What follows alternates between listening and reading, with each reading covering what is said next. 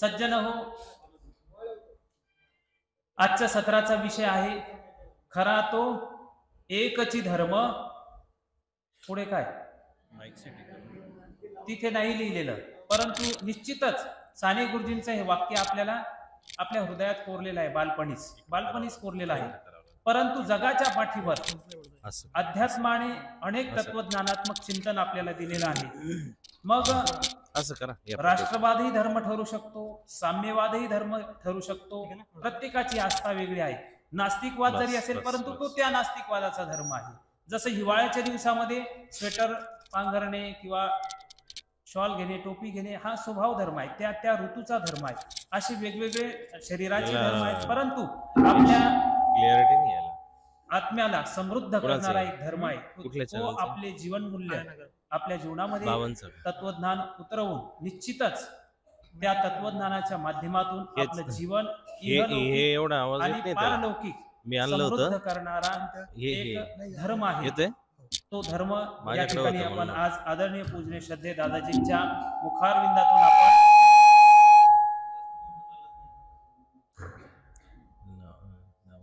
चिंतन करणार आहोत.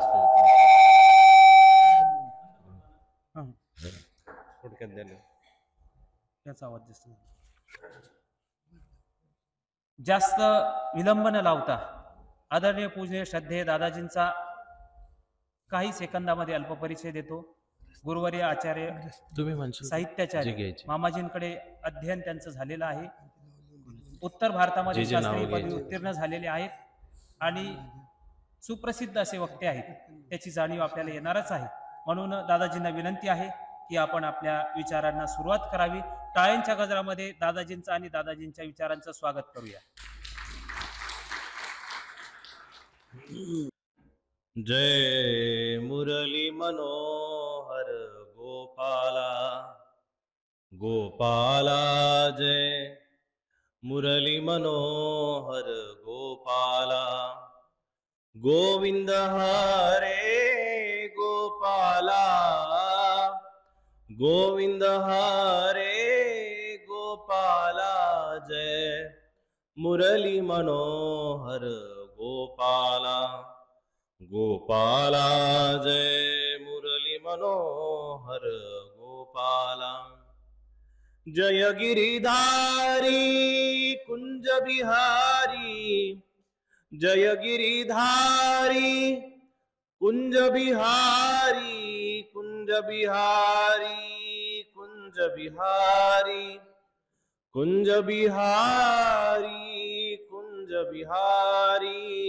श्याम मुरारी गोपाला, श्याम मुरारी गोपाला, जय मुरली मनोहर गोपाला गोपाला, जय मुरली मनोहर गोपाला.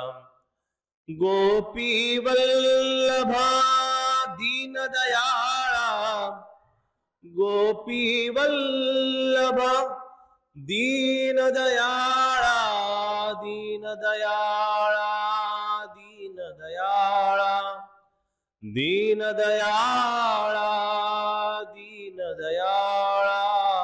श्याम मुरारी गोपाला, श्याम मुरारी गोपाला, जय मुरली मनोहर गोपाला गोपाला, जय मुरली मनोहर गोपाला.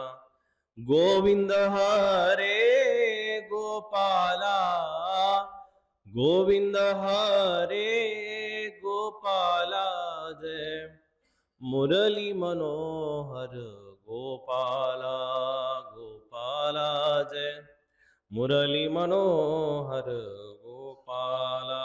वंशी विभूषित करा नवनीरदाभा, पीतांबरा दरुणबिंब फलादरोष्ठात्. पूर्णेन्दु सुंदर मुखादरविंद नेत्रात्. कृष्णात् परं किमपि तत्त्वमहं न जाने. वसुदेव सुतं देवं कंसचानूरमर्दनं देवकी परमानन्दं कृष्णं वन्दे जगद्गुरुं मुखं करोति वाचालं पङ्गुं लङ्घयते गिरिं यत्कृपातदहं वन्दे परमानन्दमाधवम् सर्वोपनिषदो गावो दोग्धा गोपालनन्दन पार्थो वत्स सुधीर्भोक्ता दुग्धं पीतामृतम् अहं श्री गोपाल कृष्ण महाराज की जय। श्री दत्तात्रेय महाराज की जय। श्री चक्रपाणी महाराज की जय। श्री गोविंद प्रभु महाराज की जय। सर्वज्ञ श्री चक्रधर स्वामी की जय।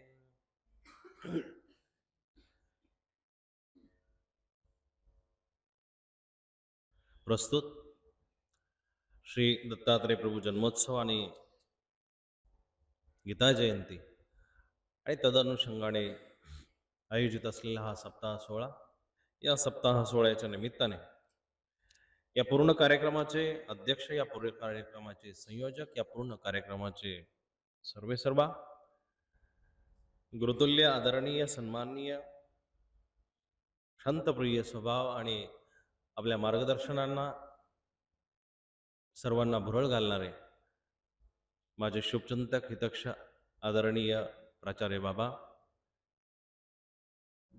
उपस्थित परमपूज्य परम आदरणीय उपप्राचार्य तांदळवाडीचे बाबा, आमचे ज्येष्ठ मार्गदर्शक आदरणीय ज्येष्ठ पूज्य स्मरणीय असे नितीन दादा, या कार्यक्रमाला आवर्जून उपस्थित असलेले आणि ज्यांचं आपण गेल्या गत दिवसापासून उत्कृष्ट असं संयोजन, उत्कृष्ट असं संमेलन, उत्कृष्ट असं सूत्रसंचलन अनुभवत आहोत असे आमचे स्नेही विनोद दादा, त्यानंतर संवत्सरून उपस्थित झालेले आदरणीय आमचे शरद दादा, आणखी उपस्थित जे तपस्विनी वर्ग आहेत, उपस्थित आपण सर्व सद्भक्त बालगोपाल,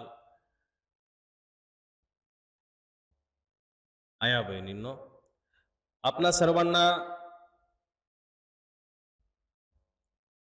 बाबांनी भेटण्याचं पाठीमागच्या वर्षीच आमंत्रण दिलं होतं. काही अपरिहार्य कारणास्तव व्यस्तते खातीर आपल्यापर्यंत पोहोचू शकलो नाही, त्याबद्दल लिहिरी व्यक्त करतो. परंतु बाबांनी 6 महिन्यापूर्वीच ह्या कार्यक्रमाची मला कल्पना दिली होती. बाबांच्या आज्ञेचा मान ठेवून आपणापर्यंत पोहोचले, आपल्या सर्वांचा दर्शनाचा लाभ होतोय, ही आनंदाची माझ्यासाठी बाब आहे. बाबांनी हा चालवलेला उपक्रम स्तुत्य आणि उल्लेखनीय यासाठी आहे की खानदेशाच्या कुठल्याही गावामध्ये जर प्रवेश केला तर प्रवेश केल्यानंतर महानुभावांचं ठिकाण, महानुभावांचं नाव, महानुभावांचा देव या प्रत्येक गावामध्ये मिसळलेला सापडतो. नवे नवे ही माती भलेही कदाचित सर्वज्ञ श्री चक्रधर प्रभूंच्या जास्त पदस्पर्शाने पावन झालेली नसेल, पण तुमच्यासारख्या सर्व सद्भक्तांच्या नामसंकीर्तनाने ही भूमी पवित्र झालेली आहे. आणि या भूमीला खऱ्या अर्थानं नामसंकीर्तनाचा स्पर्श झालेला असल्या कारणानं ही भूमी साधनवंतांसाठी सात्विक भूमी समजल्या जाते. ह्या भूमीचा खऱ्या अर्थानं हा गौरव आहे. थोडा इको कमी करा, जास्त घुमतोय आवाज. ऐकू येत नाही ना? आवाज घुमतोय ना? हा, थोडा एकदम बेस वाढवा आणि इको कमी करा.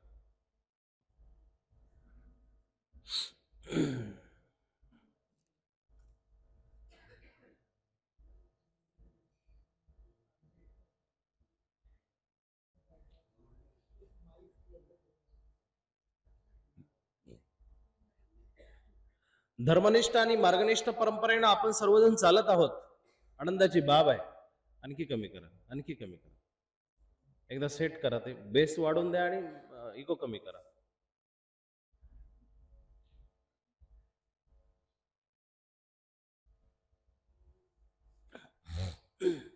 ही ज्ञान शृंखला बऱ्याच दिवसापासून चालू आहे. मला वाटतं 26 वर्ष झाले, 26 वर्षापासून ही ज्ञान शृंखला चालू आहे. हा ज्ञान संकीर्तनाचा, नामस्मरणाचा जो धागा आहे, या धाग्याला लवचिकता आहे, या धाग्याला लांबी आहे, या धाग्याची सीमा खूप मोठी आहे. काही लोकांच्या ठिकाणी सत्संग चालू केले, काही ठिकाणी चालू झालेले सत्संग हे पहिल्या दुसऱ्या वर्षामध्ये संपुष्टात येतात. काही ठिकाणी 5 वर्षामध्ये संपुष्टात आले, काही ठिकाणी लईतले 10 वर्षापर्यंत पोहोचले असतील. परंतु आपल्या ठिकाणचा हा सत्संग, हा समायोग, हा सप्ताह 26व्या वर्षापर्यंत चालू आहे. ही तुमच्या सगळ्यांची आणि तुमच्या सगळ्या ऐकणाऱ्यांची कमाल आहे. तुम्ही धर्माला 26 वर्षापासून कमीत कमी धरून ठेवलेले ही खरंच गौरवास्पद बाब आहे. आणि याही पाठीमाग जर बघितलं तर याच्या पाठीमाग सगळ्यात मोठी जी भूमिका आहे आचार्य बाबांची आहे. बाबांनी जे प्रेरणा तुम्हाला दिलेली, बाबांनी जे बोट धरून तुम्हाला शिकवले, बाबांनी जे तुम्हाला धर्म खऱ्या अर्थानं सांगण्याचं कार्य मनामध्ये घेतलेलं आहे, ते कार्य आपण सर्वांनी आनंदाने स्वीकारलंय. तरी मगाशी विनोददादांनी सांगितल्याप्रमाणे एखाद्या खाणाऱ्याच्या ताटामध्ये पंचपक्वान्न असतील, सुंदर असे पदार्थ असतील, त्याला खाण्याचा आनंद येत असतो. एखाद्या बाईला सुंदर साडी घातली म्हणजे तिला बाहेर फिरण्याचा आनंद येत असतो. येतोय आता व्यवस्थित आवाज येतोय, आता येतोय ना व्यवस्थित आवाज? एवढ्यावरतीच थांब.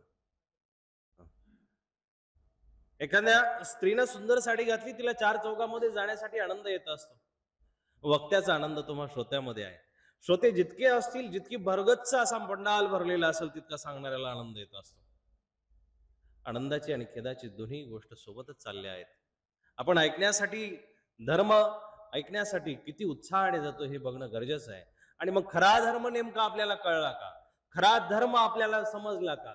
खरा धर्म आपल्या अंतःकरणात उतरला का? हे पण बघणं गरजेचं आहे. आपण स्वतःला परंपरेचे पाईक म्हणत असू, आपण स्वतःला परंपरेचे अवलंबन करणारे स्वयंसेवक म्हणत असो, परंतु आपण त्या परंपरेला खरंच सन्मान देतो का? हे पण बघणं गरजेचं आहे. आपल्या परंपरा किती वर्षाच्या आहे, किती वर्षापासून चालत आहे, किती वर्षाची आपली पिढीमध्ये देवपूजा आलेली आहे किंवा उपदेश आलेला आहे, हे महत्वाचं नसून तुम्ही त्या देवाला, तुम्ही त्या पंथाला, तुम्ही त्या गुरुला किती भजता, किती त्याच्या जवळ जाता आणि किती सातत्य. कारण सततम कीर्तयंतो माम, नेहमी तुमचं परमात्म्याचं नाव तुमच्या तोंडामध्ये असलं तरच तो परमात्मा धावणार आहे. कारण बहुरत्ना वसुंधरा आपल्याही पुढची लोक आहेत. त्याच्यासाठी काहींनी कपडे सोडलेले आहेत, काहींनी घरं सोडलेले आहेत, काहींनी दारं सोडलेले आहेत, पुत्रदारा संपत्ती सोडलेली आहे, काहींनी जमिनी सोडल्या, काहींनी जागा सोडल्या, काहींनी नोकरी सोडल्या, काहींनी देश सोडला, काहींनी गाव सोडला, काहींनी स्थळ सोडले. सगळं काही सोडून आपल्याही पुढे बरीचशी मंडळी गेली आहे. आणि यती मुनी जपी तपी जे संन्यासी आहेत, जंगलामध्ये बसलेले हरिनाम घेत आहेत. पण त्यांनाही देव भेटण्याचा बाकी आहे. आयांनो, आपल्या 10 मिनिटाच्या देवपूजेना, 20 मिनिटाच्या देवपूजेना, सकाळ संध्याकाळच्या एखाद्या पारायणानं देव सहजासहजी भेटणार नाही, सहजासहजी भेटणार नाही. त्याच्यासाठी तुम्हाला खरा धर्म लक्षात घेणं गरजेचं आहे. त्याच्यासाठी तुमच्या अंतःकरणामध्ये परमात्म्याचं नाम किती सिंचित झालेलं आहे, तुमच्या अंतःकरणामध्ये ते नाम सिंचित होऊन किती उगवलेले हे पण बघणं गरजेचं आहे. हे पण बघणं गरजेचं आहे. ते नाम जर तुमच्या अंतःकरणात नसेल तर त्याला काही अर्थ नाही. आणि मग भगवंताने गीता जी सांगायला सुरुवात केली, ह्याच कारणाने सांगायला सुरुवात केली, अर्जुना, तुला खरे धर्म समजून घ्यावे लागतील. तुला ह्या खोट्या भावनेच्या आहारी जाऊन चालणार नाही. या आहारी जाऊन चालणार नाही. तो असा नपुंसकासारखं वर्तन करून तुला चालणार नाही. तू एक नरश्रेष्ठ आहे, एक चांगला उत्कृष्ट असा योद्धा आहे. आणि योद्ध्याचं प्रथम आद्य कर्तव्य आहे की त्यांनी त्याचे धर्म समजून घ्यावे, त्यांनी त्याचं कुळ समजून घ्यावं, त्यांनी त्याची रीत समजून घ्यावी, त्यांनी त्याची भात समजून घ्यावी. अर्जुनाला भगवंताला सांगायचं प्रयोजन हेच आहे. तुमच्या लक्षात येईल, कृष्ण गीतेपुरता अर्जुनाच्या जीवनात आला नाही. कृष्ण हा गीतेपुरता अर्जुनाच्या जीवनात आला नाही, अचानकही आला नाही. कृष्णाला येण्यासाठी भरपूर वेळ लागलेला आहे. आणि या वेळेला अर्जुनाचं ज्यावेळेस दौर्बल्य दर्शित झालं, दौर्बल्य दिसायला लागलं, त्यावेळेस कृष्णाचं खऱ्या अर्थानं पदार्पण का असावं याच्या पाठीमागं तुम्ही थोडंसं महाभारतामध्ये गेले तर तुमच्या लक्षात येईल. दुर्योधन आणि अर्जुन कृष्णाकडे आलेले आहेत.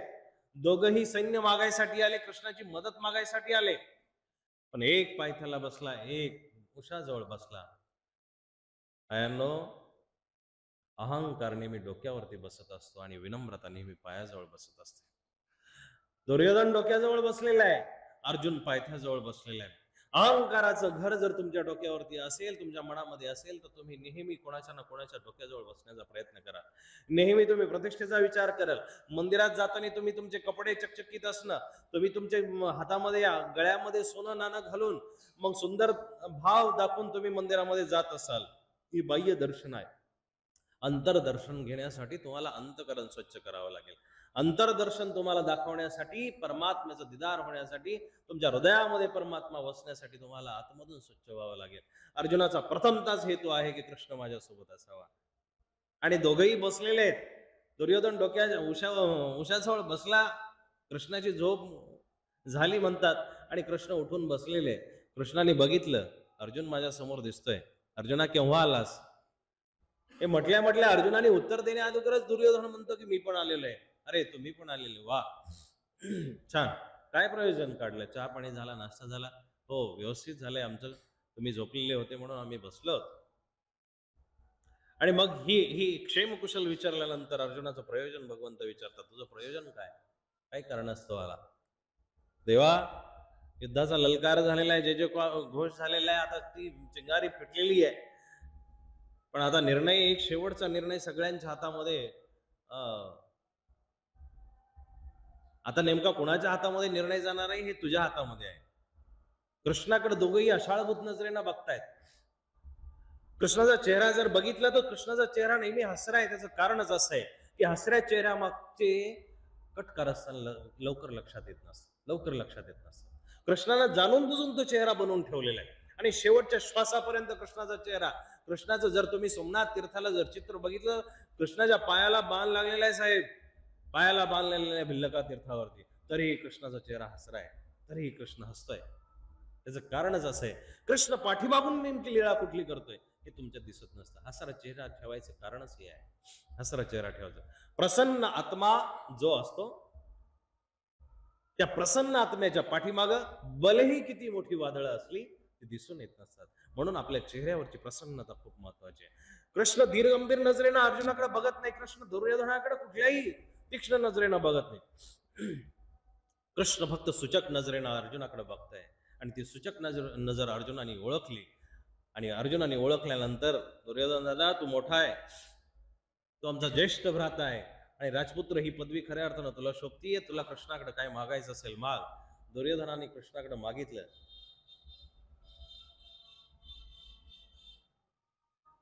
मागायला सुद्धा जमलं पाहिजे, मागायला सुद्धा जमलं पाहिजे. ते मागणं तुमच्या अंतःकरणातून आलं पाहिजे. ते मागणं किती महत्वाचं आहे. साधारण मागून जमणार नाही तुम्हाला, साधारण मागून जमणार नाही. कुणाही जवळ तुम्हाला मागताना ते मागणं जमलं पाहिजे. एखाद्या लहान लेकराला शिकवावं लागत नाही की आईनं आता तुला कडेवरती उचलून घ्यावं, त्याला स्तनपान करावं आणि तुला आनंदाची धवधनी करावी. आईला, त्या लेकराला शिकवावं लागत नाही. त्यांनी मागण्याची कला त्या वयामध्ये पोटामध्ये शिकलेली आहे. हे मागणं जमलं पाहिजे. दुर्योधनाला मागणं जमलं नाही. दुर्योधन हा भौतिक दृष्टीनं राजा होण्याचा प्रयत्न करत होता. दुर्योधन हा आंतरिक इच्छेनं राजा होण्याचा प्रयत्न जरूर करत असला, पण त्याची इच्छा चांगली नव्हती, त्याचे विचार सुवाच्य नव्हते, त्याचा मागण्याचा हेतू चांगला नव्हता. इथं खऱ्या अर्थानं मागण्याची जी कला आहे तुम्हाला धर्म शिकवतो. खरा तो एकची धर्म तोच आहे की तुम्हाला सगळ्या गोष्टी धर्मातून दिसायला लागते. तो चष्मा एकदा तुम्ही जर घातला तर तुम्हाला सगळं काही जग सुंदर दिसणार आहे. तो चष्मा एकदा घातल्यानंतर तुम्हाला परमेश्वराकडे सुद्धा काय मागायचं हे लक्षात येणार आहे. आणि दुर्योधनाकडे खऱ्या अर्थानं धर्म नाहीये. आई दुर्योधनाकडे धर्मच नाहीये. कृष्ण विचारतात, अरे बाबा तू माझ्यावरतीही एवढा पराक्रम करायला बघतो, मलाही एवढा त्रास द्यायला बघतो, मलाही तू नगण्य कसपटा समान समजतोय, तुला कळत नाही का रे काही गोष्टी? तुला काही गोष्टी समजायला पाहिजे. दुर्योधन म्हणतो, देवा समजतात मला, तुझी सांगायची गरज नाहीये, मला समजतात. कशा समजतात? तो म्हणतो, जाणामी धर्म नचमे प्रवृत्ती.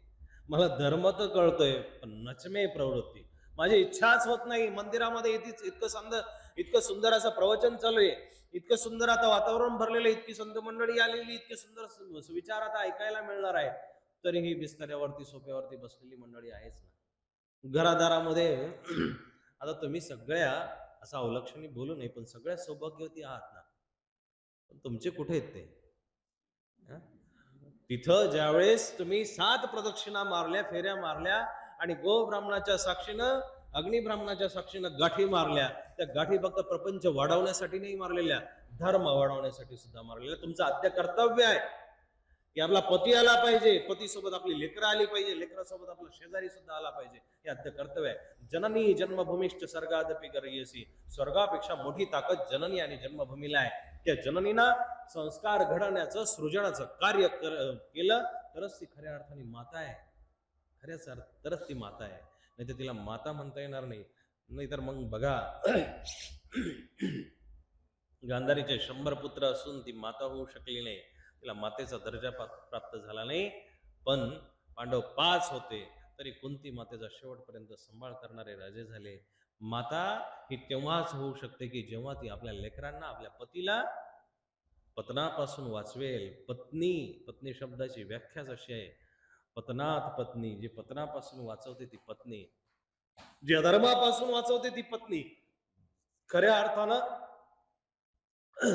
ती भार्या तिलाच म्हणता येईल की जी भार्या आपल्या संपूर्ण कुटुंबाला, संपूर्ण परिवाराला धर्माच्या एका सूत्रामध्ये गुंफून ठेवेल. एका सूत्रामध्ये गुंफणारी खऱ्या अर्थानं माता असते.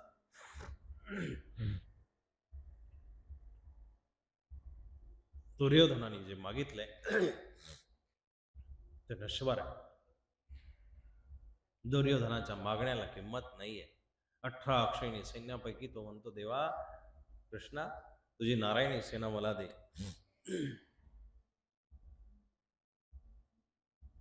अज्ञानी माणसाला तुमची जिलेबी तुपाची होती का तेलाची? जिलेबी तुपाची होती का तेलाची?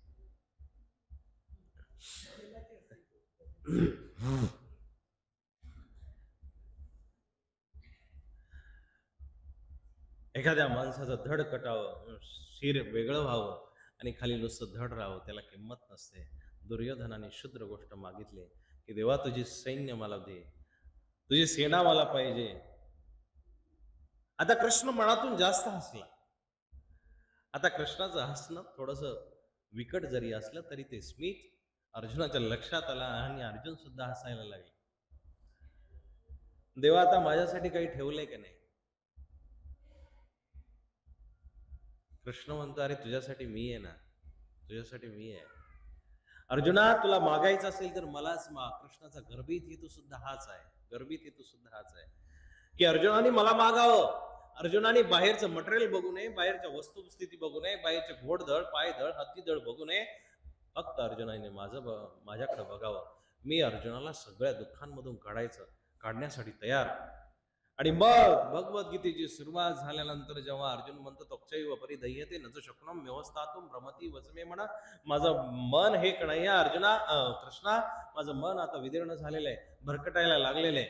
आणि भरकटलेल्या अर्जुनाला सावरण्यासाठी खऱ्या अर्थानं कृष्णाची गरज काय असते हे ह्या प्रसंगावर लक्षात येतं. कृष्ण अर्जुनाने याच्यासाठी मागितला की अर्जुनामधली सगळी ताकद एका बाजूला आणि 18 अक्षयणी सैन्याची ताकद एका बाजूला, हे कृष्णाला ठाऊक होतं. पण तरीही अर्जुन जर हरायला लागला, मनाने जर हरला, तर त्या ठिकाणी त्याला उभारणी देण्यासाठी कृष्ण आवश्यक आहे. म्हणून कृष्ण अर्जुनाच्या जीवनात आला. आयांनो, कृष्ण आपल्या जीवनात आला पाहिजे ना, अशाच अवस्थेत आला पाहिजे. ज्या वेळेस तुम्ही विदीर्ण व्हाल, ज्या वेळेस तुम्ही दुःखी व्हाल, ज्या वेळेस तुम्हाला त्रास होईल, ज्या वेळेस तुम्ही संकटात असाल, ज्या वेळेस तुम्ही टेन्शन मध्ये असाल, तेव्हा तुमचा परमात्मा तुमच्या जवळ असणं गरजेचं आहे की नाही? गरजेचं आहे. मग तो परमात्मा तुमच्या जवळ असण्यासाठी अनेक जन्मसंसिद्धी तुम्हाला हे साठवून ठेवावं लागणार आहे ना, साठवून ठेवावं लागेल. दिवाळीची वाट बघतो आपण आणि मग वर्षभर झालेली साठवण त्या दिवाळीला आपण खर्ची करतो. वर्षातून येणारा एखादा सण, त्या सणाला आपण खर्ची करण्यासाठी वर्षभर साठवत असतो. या जीवनाचं सोनं करण्यासाठी, या जीवनाचा उत्सव करण्यासाठी, या मृत्यूला महोत्सव करण्यासाठी तुम्हाला आयुष्यभर नाम संकीर्तन साठवून ठेवावं लागेल, नाम साधना करावी लागेल, ईश्वराचा खरा धर्म तुम्हाला समजून घ्यावा लागेल. मग दुर्योधनाला देवाने विचारलं, अरे दुर्योधना, अरे वागणं शोभत नाही तुला, तू 100 भावांचा एक मोठा भाऊ आहेस, राजपुत्र आहे तुला. आणि भगवद्गीतेनं बाबा त्याला अगोदरच राजपुत्र घोषित केलेला आहे. राजपुत्र त्याला घोषित केलेले, राजा वचनम ब्रवीत. राजा कोण आहे? तो दुर्योधन आहे. त्याला अगोदरच महाभारत युद्ध होण्याच्या अगोदरच व्यासांनी राजपुत्र घोषित केलेले आहे. पण एखाद्याला खाता येत नाही. दुर्योधनाला खायला जमलं नाही. पण दुर्योधनाला खायला न जमल्यामुळं नाश तुमच्या समोर आहे, सगळ्या गोष्टी तुमच्या समोर आहे. देव म्हणतात तुला समजत नाही बाबा, तू असं का वागतोय? तो म्हणतो जाणा मी धर्म नचमे प्रवृत्ती. अरे धर्म तुला कळत नाही, काही अडचण नाहीये. तुला अधर्म तर कळत असेल, पाप आहे, आपले भाऊ आहे, त्यांना सुईवरती बसण्या इतकी जागा तू देऊ शकत नाही, एवढी तर तुला तुझ्यामध्ये ज्ञान शक्ती असली पाहिजे. तो म्हणतो जाणा मी अधर्म नचमे निवृत्ती. मी अधर्म पण समजतो, पाप काय ते समजतो, वाईट काय ते समजतो, पण नचमे निवृत्ती मला ते सोडू वाटत नाही. बाबांनो, धर्माचं खऱ्या अर्थानं रक्षण करणं आपलं कर्तव्य आहे. तुम्हाला जोपर्यंत तो धर्म समजणार नाही, जोपर्यंत तुमच्या अंतःकरणामध्ये धर्म येणार नाही, तुमचं हे धडधड राहणार आहे. याला शरीर सुद्धा म्हणता येणार नाही. याला देह करण्यासाठी आणि पुण्य देह करण्यासाठी, याचा आत्मा पवित्र करण्यासाठी तुम्हाला नाम संकीर्तन सिंचन करावं लागेल. तुमच्या अंतःकरणामध्ये नाम पेरावं लागेल, परमात्मा पेरावा लागेल. कारण प्रेम गलियती संकरी जामे दोन समाय, जहा हरी बसे वहा मैं नाही, जहा मैं बसे वहा हरी नाही. हृदयाचा रस्ता, हृदयाचं घर खूप छोटं आहे. एक तर त्या ठिकाणी अहंकार बसू शकतो, तुम्ही तुमच्या अहंकाराला तिथं ठाव देऊ शकता. म्हणून संत श्रेष्ठ तुकाराम महाराजांनी म्हटलेले की अहंकार वाचा वारा न लागो राजसा. माझ्या देवाच्या भक्तांना अहंकार ग्रसित नाही झाला पाहिजे. माझ्या देवाच्या भक्तांना अहंकाराने ग्रासलं नाही पाहिजे. तुमच्या अंतःकरणामध्ये परमात्मा येण्यासाठी तुम्हाला तुमचं अंतःकरण स्वच्छ ठेवून अहंकाराला बाजूला ठेवावं लागेल. प्रेम गलियती सांकरी जामे दोन समाय, जा हरी वसे वहा मैं नाही, जा हरी बसे वहा मैं नाही, जा मैं बसे वहा हरी नाही. जिथं परमात्मा आहे, जिथं परमात्मा आहे तिथं तुम्हाला तुमचा अहंकार चालणार नाही. आणि मग तुमचं वागणं, तुमचं बोलणं, तुमचं चालणं, सगळ्या गोष्टी अशा पद्धतीनं दिसून येतील की तुमच्या अंतःकरणामध्ये खऱ्या अर्थानं परमात्मा उतरलेला आहे. खऱ्या अर्थानं ईश्वर तुमच्या अंतःकरणामध्ये उतरलेला दिसेल. आणि हाच खरा धर्म आहे, हाच खरा धर्म आहे. साने गुरुजींची कविता मगाशी विनोददादांनी सांगितल्याप्रमाणे, भलेही त्या कवितेची ही पंक्ती असेल, पण कवितेच्या पंक्तीपेक्षाही महत्वाचं काय आहे ते बघणं गरजेचं आहे. आपल्याला तो खरा धर्म कोणता समजायचा आहे? खरा धर्म तो नाही की जो दुसऱ्यांचा हेवा करेल. खरा धर्म तो नाही की दुसऱ्यांना त्रास देईल. खरा धर्म तो आहे की जो माणूस अंतःकरणातून पवित्र झालेला असेल. मग विचार करा की ज्याच्या अंतःकरणामध्ये खऱ्या अर्थानं देव आहे, ज्याच्या हृदयामध्ये, ज्याच्या घरामध्ये खऱ्या अर्थानं देव आहे, त्या घरामध्ये भांडणं व्हायला पाहिजे का? त्या घरामध्ये शिव्यागाळे व्हायला पाहिजे का? त्या घरांमध्ये लेकराला किंवा पत्नीला मारहाण व्हायला पाहिजे का? एक तर तुम्ही भक्ती करता ती खरी म्हणावी, किंवा तुम्ही वागतात ते खरं म्हणावं. काय खरं म्हणायचं? सासूनं सुनेला त्रास दिला पाहिजे का त्या घरामध्ये? ज्या घरात उद्देश असेल, ज्या घरामध्ये देव आहे, ज्या घरामध्ये साक्षात परमात्म्याचं वास्तव्य होतंय, त्या घरामध्ये अशा गोष्टी व्हायला पाहिजे का? नाही व्हायला पाहिजे. पण होतात. म्हणजे याचाच अर्थ आपण परमेश्वरापासून थोड्याशा अंतराने लांब आहोत, थोड्याशा अंतराने लांब आहोत. ते अंतर आपल्याला कमी करणं गरजेचं आहे. मगाशी मी तुम्हाला माता सांगत होतो, ती माता ही तुम्हाला समजून घ्यायची आहे. माता कशी असावी? जी धर्माचं सृजनशील करणारी माता असावी.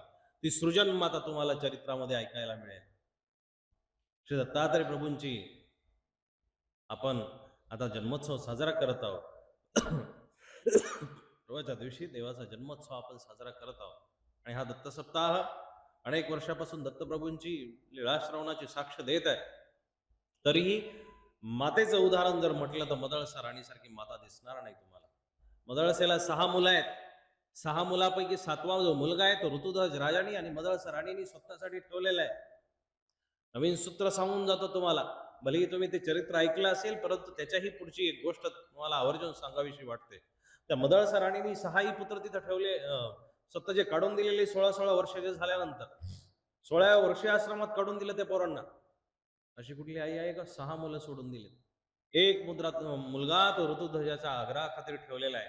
राजा म्हणतो, राणी आपल्याला हा वंश वाढावा लागेल, हा वंश वृद्धिंगत करण्यासाठी आपल्याला ह्या मुलाला ठेवावं लागेल, म्हणून तो अर्ळक नावाचा पुत्र ठेवलेला आहे.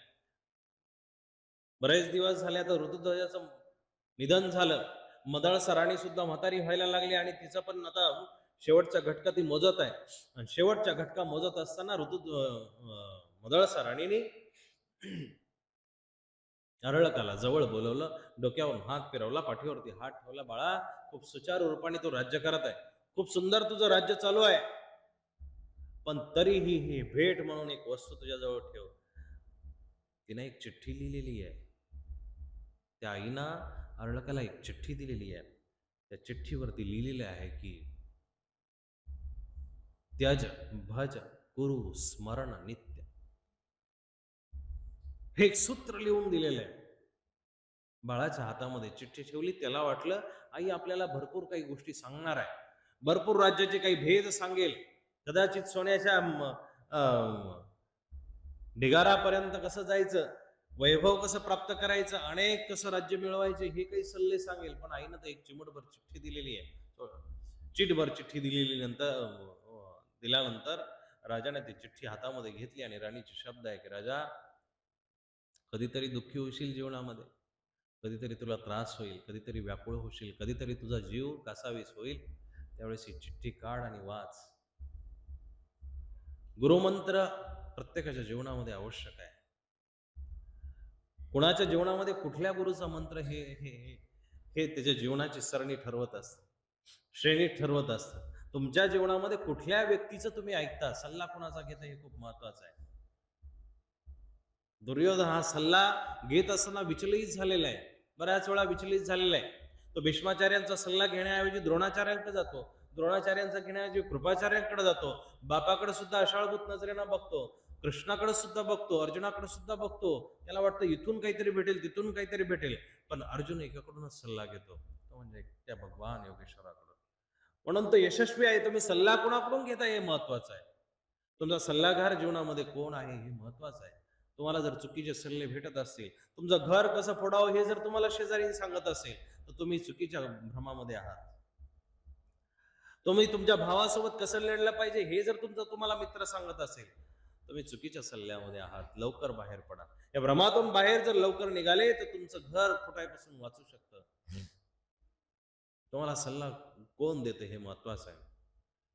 अर्ळक राजाला त्याच्या मातेनं सल्ला दिलेला की बाळा, ज्या ज्या वेळी विचलित होशील, ज्या ज्या वेळेस दुःखाला प्राप्त होशील, चिठ्ठी काढ आणि चिठ्ठी वाच, त्या पद्धतीनं कर, नक्की जीवनाचा आनंद तुला सापडेल. आणि गेली ती माता, निधन पावली. थोड्याच अंतरानं त्या अर्ळक राजाचे 6 भाऊ त्या शहरामधून, गावामधून फेरफटका मारत येतात. ते खूप चांगले तपस्वी झालेले, त्यांचं तप एका उंचीला पोहोचलेलं आहे. ते तपाची उंची त्यांच्या चेहऱ्यावरून दिसत आहे, त्यांच्या वस्त्रावरून, त्यांच्या बोलण्यावरून, त्यांच्या चालण्यावरून त्यांचा शास्त्राभ्यास अभ्यास लक्षात येत आहे. ते 6 भाऊ रस्त्याने चालले असताना त्यांनी अचानकपणे एका माणसाला विचारलं, अरे इतकं सुंदर राज्य, इतकं सुंदर शहर कोणाचं आहे, इतकं सुंदर महल कोणाचं आहे? त्यांनी सांगितलं, अर्ळक नावाचा राजा आहे, आमचा अर्ळक नावाचा राजा आहे, त्याचा आहे. ते 6 बंधू होते, त्यांना थोडंसं आश्चर्य वाटलं. अर्ळक कोण आहे? ते म्हटलं मदळसा राणीचा आणि ऋतध्वज नावाचा राजा होऊन गेला, त्याचे आई वडील होते आणि त्यांचा पुत्र हा अर्ळक आहे. 6 भावांच्या मनामध्ये त्या लहान्या भावाविषयी जिज्ञासा उत्पन्न झाली. अरे, आम्ही 6 लोक जे आहेत ते ब्रह्मयोगी आहोत, आम्ही परमात्म्याला प्राप्त करण्यासाठी निघालोय, ईश्वराच्या दर्शनासाठी निघालोय, आणि आमचा भाऊ हा गटारीमध्ये लोळतोय. असे पण भाऊ असणं गरजेचं आहे, असे पण भाऊ असणं गरजेचं आहे. दादांनो, महाभारत हे नुसतं ऐकायचं नसतं, महाभारत हे नुसतं लावून मोकळं व्हायचं नसतं, महाभारत आपल्या जीवनामध्ये सुद्धा उतरायचं असतं. 5 पांडवापैकी बघा, धर्मराजासारखा सुद्धा तुमच्या जीवनामध्ये तुमचा भाऊ असणं गरजेचं आहे, जो सगळं काही होत असताना शांतता प्रस्थापित करण्याचा प्रयत्न करतोय. हे धर्माचं कार्य आहे ना. तुमचा मोठा भाऊ जर असा कोणी घरामध्ये असेल तर त्याला हे जमलं पाहिजे. तुम्ही मोठे असाल तर तुम्हालाही जमलं पाहिजे. पण ती शांतता फोडण्यासाठी, ती शांतता मिटवण्यासाठी तुमच्या घरामध्ये असा सुद्धा भाऊ असणं गरजेचं आहे की ज्यावेळेस तुमच्या कुलवधूला, तुमच्या घरातल्या स्त्रीला, तुमच्या घरातल्या आगलेला त्रास होईल, तिच्या इज्जतीवरती हात घातला जाईल, त्यावेळेस अर्जुनासारखा आणि भीमासारखा मांडी फोडण्यासाठी एखादा व्यक्ती तयार होणं सुद्धा गरजेचं आहे. असा भाऊ सुद्धा असणं गरजेचं आहे. अर्ळकाचे 6 भाऊ त्याला धर्माकडे ओढण्याचा प्रयत्न करण्यासाठी राज दरबारामध्ये आले. बसले, समोर बसल्यानंतर हळकर्णी दंडवत केला, प्रणाम केला. महाराज कुठून आले, काय क्षेम वार्ता तुमची? ते सांगतायत की बाबा अमक्या अमक्या गावाहून आलो, अमक्या अमक्या प्रदेशामध्ये आहोत, अमक्या अमक्या प्रदेशामध्ये आमचं तप चालू आहे, जप चालू आहे. हो, तुमची काय सेवा करायला पाहिजे? राजा, आम्ही तुझी सेवा घेण्यासाठी आलेलो नाहीये, तू आमची काही सेवा करू नका, पण आमचे 2 शब्द इथं बसून ऐक. आणि राजा बसला. तुम्हाला दोन्हींची मी सांगड घालून देत आहे. एकीकडे भगवद्गीता जयंती काल परवा झालेली, आता उद्या परवा दत्त जयंती होत आहे. दत्तकथा आणि कृष्णकथा दोन्हींचा समन्वय तुम्हाला दिसणार आहे. राजाला त्या ब्रह्मयोगी लोकांनी, त्या 6 भावांनी बसायला सांगितलं.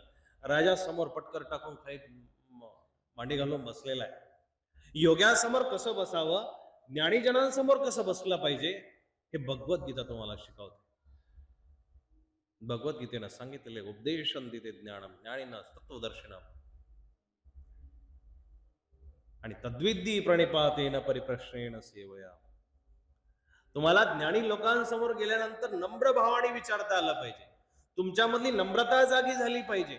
तुमच्यामधली विनम्रता ज्ञानाचं भांडार तुमच्यासाठी उघडण्यास तयार असतं.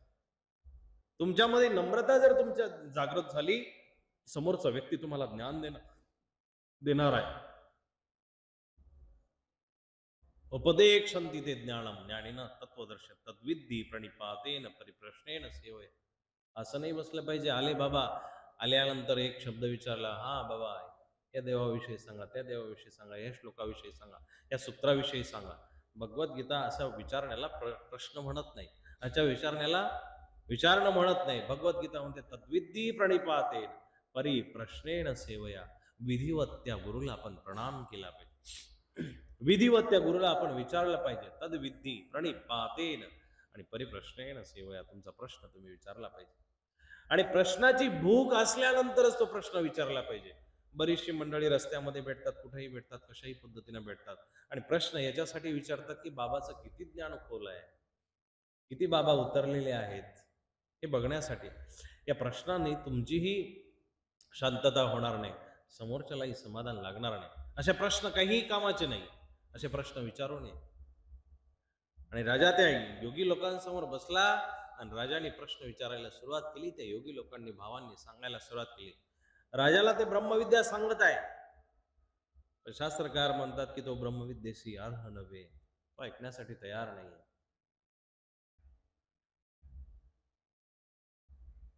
एखाद्या माणसाचं शरीर कितीही बिघडलेलं असू द्या, पण तो एखाद्या चांगल्या कारमध्ये बसलेला असेल ना, आणि त्याला जर म्हटलं की दररोजचं थोडंसं इतकं तुम्ही दूध आणायला कारमध्ये जाता, काही किराणा आणायला तुम्ही कारमध्ये जातात, फिरायला तुम्ही कारमध्ये जाता, त्यापेक्षा तुम्ही थोडं चालत जा, नाही पटणार त्याला. मग एखादा हार्टचा स्ट्रोक आला, मग एखादा आजार आला, मग डॉक्टरने सांगितलं की बाबा तुला आता चालण्याशिवाय पर्याय नाही, मग तो जरूर ऐकत असतो. पहिलं त्याला काही कळून येत नाही की आपण खऱ्या अर्थानं चाललं पाहिजे. राजा ब्रह्मविद्येशी अर्ह नव्हे. राजा ऐकायला तयार नाहीये. ते 6 भाऊ त्याला समजवण्याचा प्रयत्न करतात. शेवटी ते 6 भाऊ हारले, निघून गेले. राजाने ते ऐकलं नाही. राजाला जे ब्रह्मविद्या ते सांगत होते, राजाला जे उपदेश ते करत होते, तो उपदेश असा होता,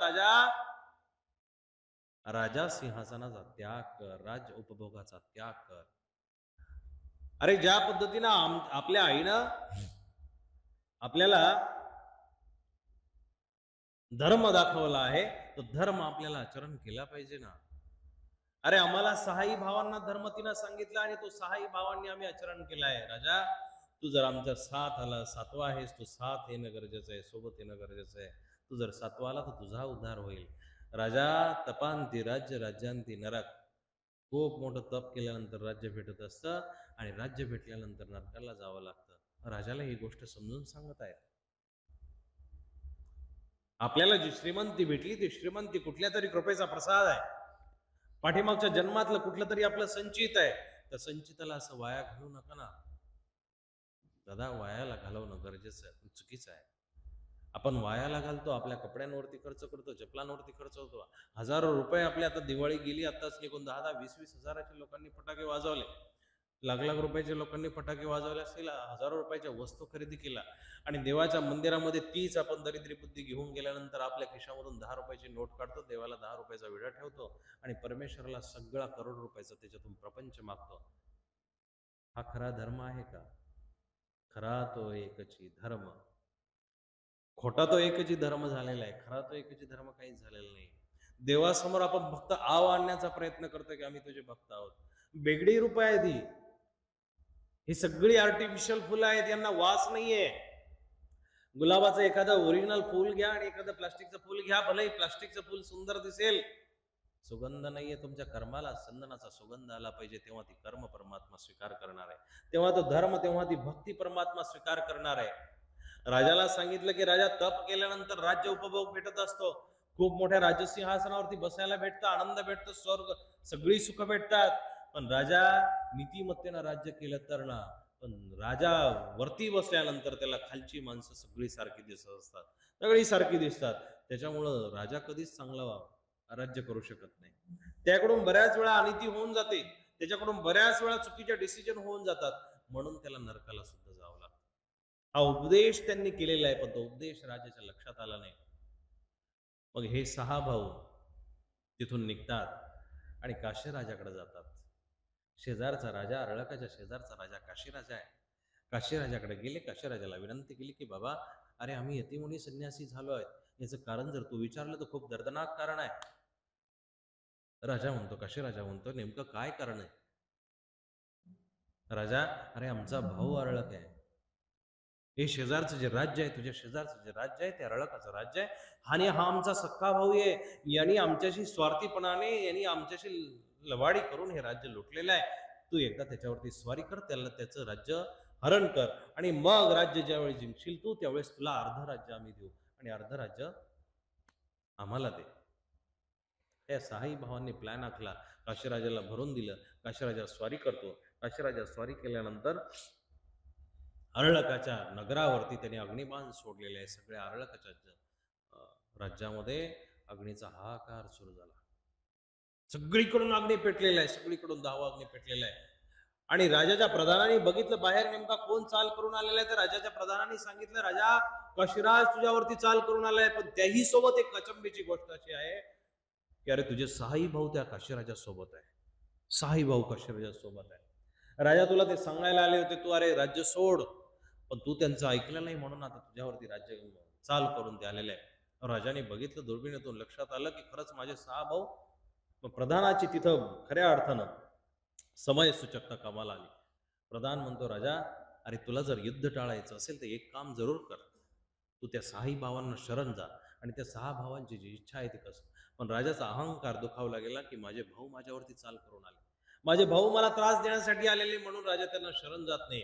पण प्रधानाला तो म्हणतो की राजा, प्रधानजी एक गोष्ट मला आठवती, माझी आई मरत्या टायमाला सरते शेवटी एक मला चिठ्ठी देऊन गेली होती, आणि तिने मला सांगितलं होतं की तुला ज्यावेळेस कठोर प्रसंग येईल जीवनामध्ये, दुःखित प्रसंग येईल, त्यावेळेस तू ती चिठ्ठी काढ आणि वाच. राजाने ती चिठ्ठी आणली, प्रधानाला दाखवली. संस्कृतमध्ये वाक्य होतं, त्याज भज कुरु स्मरण नित्य. राजाला ते वाक्य समजलं नाही. मग राजाने प्रधानाला दाखवल्यानंतर प्रधान ते वाचतो, प्रधानाने ते लवकर समजलं नाही, आणि प्रधानाने विचार केला काय या वाक्याचा आशय असावा, काय या वाक्याचा अर्थ असावा.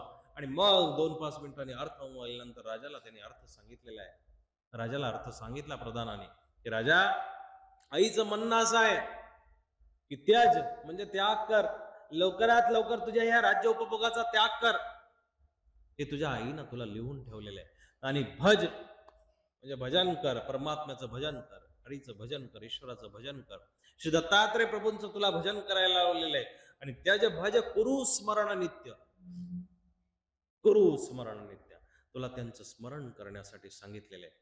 भगवद्गीतेनं सुद्धा हीच सांगायची भाषा, त्यागायची भाषा तुम्हाला शिकवण्यासाठी भगवंताने 18व्या अध्यायातील 66व्या श्लोकामध्ये सांगितलंय की सोडा, सगळे धर्म सोडा, सर्व धर्मान परित्यज्य मामेकम शरणम व्रज. परित्यज्य, त्यज्य शब्द तिथे सुद्धा आलेला आहे. त्यागलं पाहिजे, आपल्याला हे सोडता आलं पाहिजे. सगळे धर्म सोडायला लावले. मग सगळ्या धर्मामध्ये तुम्ही लक्षात घ्या, कुठलाच धर्म राहत नाही, कुठलाच धर्म राहत नाही. आणि हे सोडण्याच्या पाठीमागची जी भगवंताची भूमिका आहे, ती भगवंताची भूमिकाच ही आहे की तुम्ही सगळे धर्म सोडाल ना, पण ते सगळे धर्म माझ्यामध्ये असणार आहे. तो सगळ्या धर्मांनी युक्त आहे, सगळ्या धर्मांनी युक्त आहे, म्हणून तो तुम्हाला सगळ्या धर्मांना सोडायला सांग, सगळ्या धर्मांना सोडायला सांग. आपल्याला सगळे धर्म सोडता आले पाहिजे. आपल्या कुळाचे धर्म, देहाचे धर्म, मनाचे धर्म, शेजारचे धर्म, गावचे धर्म. भल्या भल्या गावांमध्ये वेगवेगळ्या पद्धतीच्या प्रथा असतात. अनेक ठिकाणी असं बघायला मिळतं की कट्टर महानुभाव संप्रदायाची त्यांच्या घरामध्ये देवपूजा आहे, उपदेश आहे, सगळं काही घरामध्ये आहे, तरी पण वर्षाकाठी कुठेतरी जातात, नारळ फोडून येतात, काहीतरी नवस जाप्य करतात. विचारलं की सांगतात बाबा ते परंपरेनं चालत आलेले. अरे कसल्या परंपरा? ज्यावेळेस भगवद्गीता ठामपणे तुम्हाला सांगते की बाबांना सोडा, मग एक तर ईश्वराची वाणी खोटी ठरवा, नाही तर तुमचं वागणं खोटं ठरवा. आपल्याला दोन्ही थडीवरून चालायची सवय लागलेली आहे.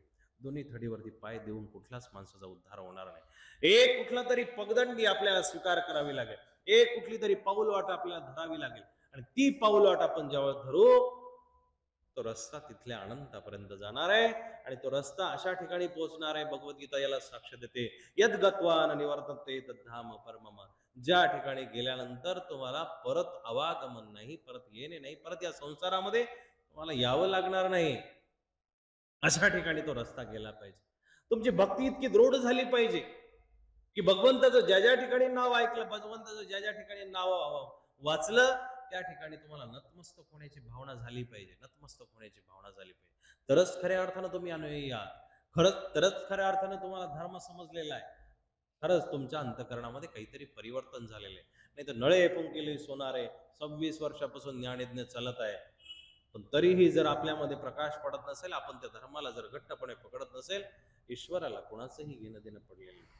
तो ज्ञान देऊनी उतराई होती, तो मोकळा झालेला आहे तुम्हाला आम्हाला. एकदा त्याने ज्ञान दिलेलं, हे चालणं तुमच्या हातामध्ये आहे, चालणं तुमच्या हातामध्ये आहे. आणि दुःखासाठी खऱ्या अर्थानं परमार्थ करू नका. खूप मोठं दुःख आलं म्हणून परमार्थ करू नका. परमार्थ आपल्याला दुःख हरण करण्यासाठी नाही करायचा, परमार्थ आपल्याला मोक्ष मिळवण्यासाठी करायचा आहे. ह्या सगळ्या रहाटघाटण्यातून मुक्त होण्यासाठी आपल्याला परमार्थ करायचा आहे. तो परमार्थ खऱ्या अर्थानं समजून घेतला पाहिजे. दुःख दूर होण्यासाठी दुःखी सगळेच आहे, दुःखी सगळेच आहे. एका माणसाची खूप मोठी इच्छा आहे की मी ताजमहल बांधावा. तो त्याच्या मित्राजवळ व्यक्त करतो की माझी इच्छा आहे की मी ताजमहल बांधला पाहिजे. तो म्हणतो बांध ना, काय हरकत नाही बांधायला. दुःख हेच आहे की मला मुमताज काही भेटत नाही, मला तशी काही बाई भेटतच नाही, पत्नी भेटतच नाही, ताजमहल कोणासाठी बांधू.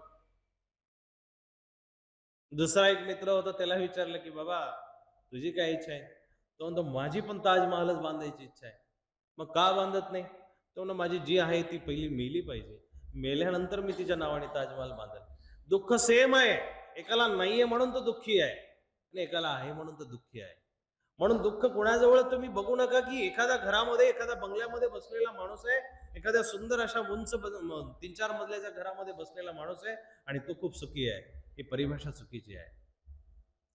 ही परिभाषा पूर्ण परिभाषा नाहीये.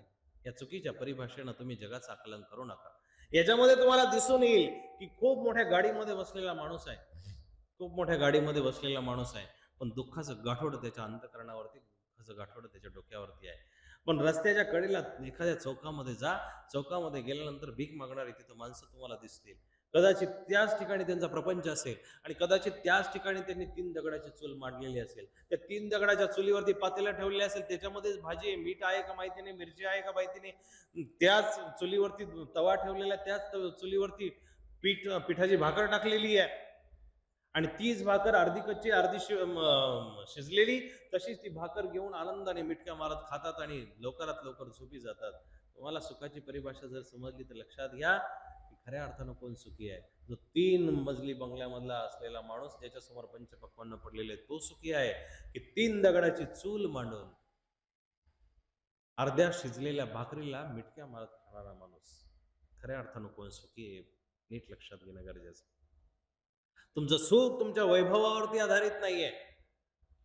तुमचं सुख खूप सुंदर असणाऱ्या शरीरावरती, खूप सुंदर असणाऱ्या कपड्यावरती आधारित नाहीये, कपड्यावरती आधारित नाहीये.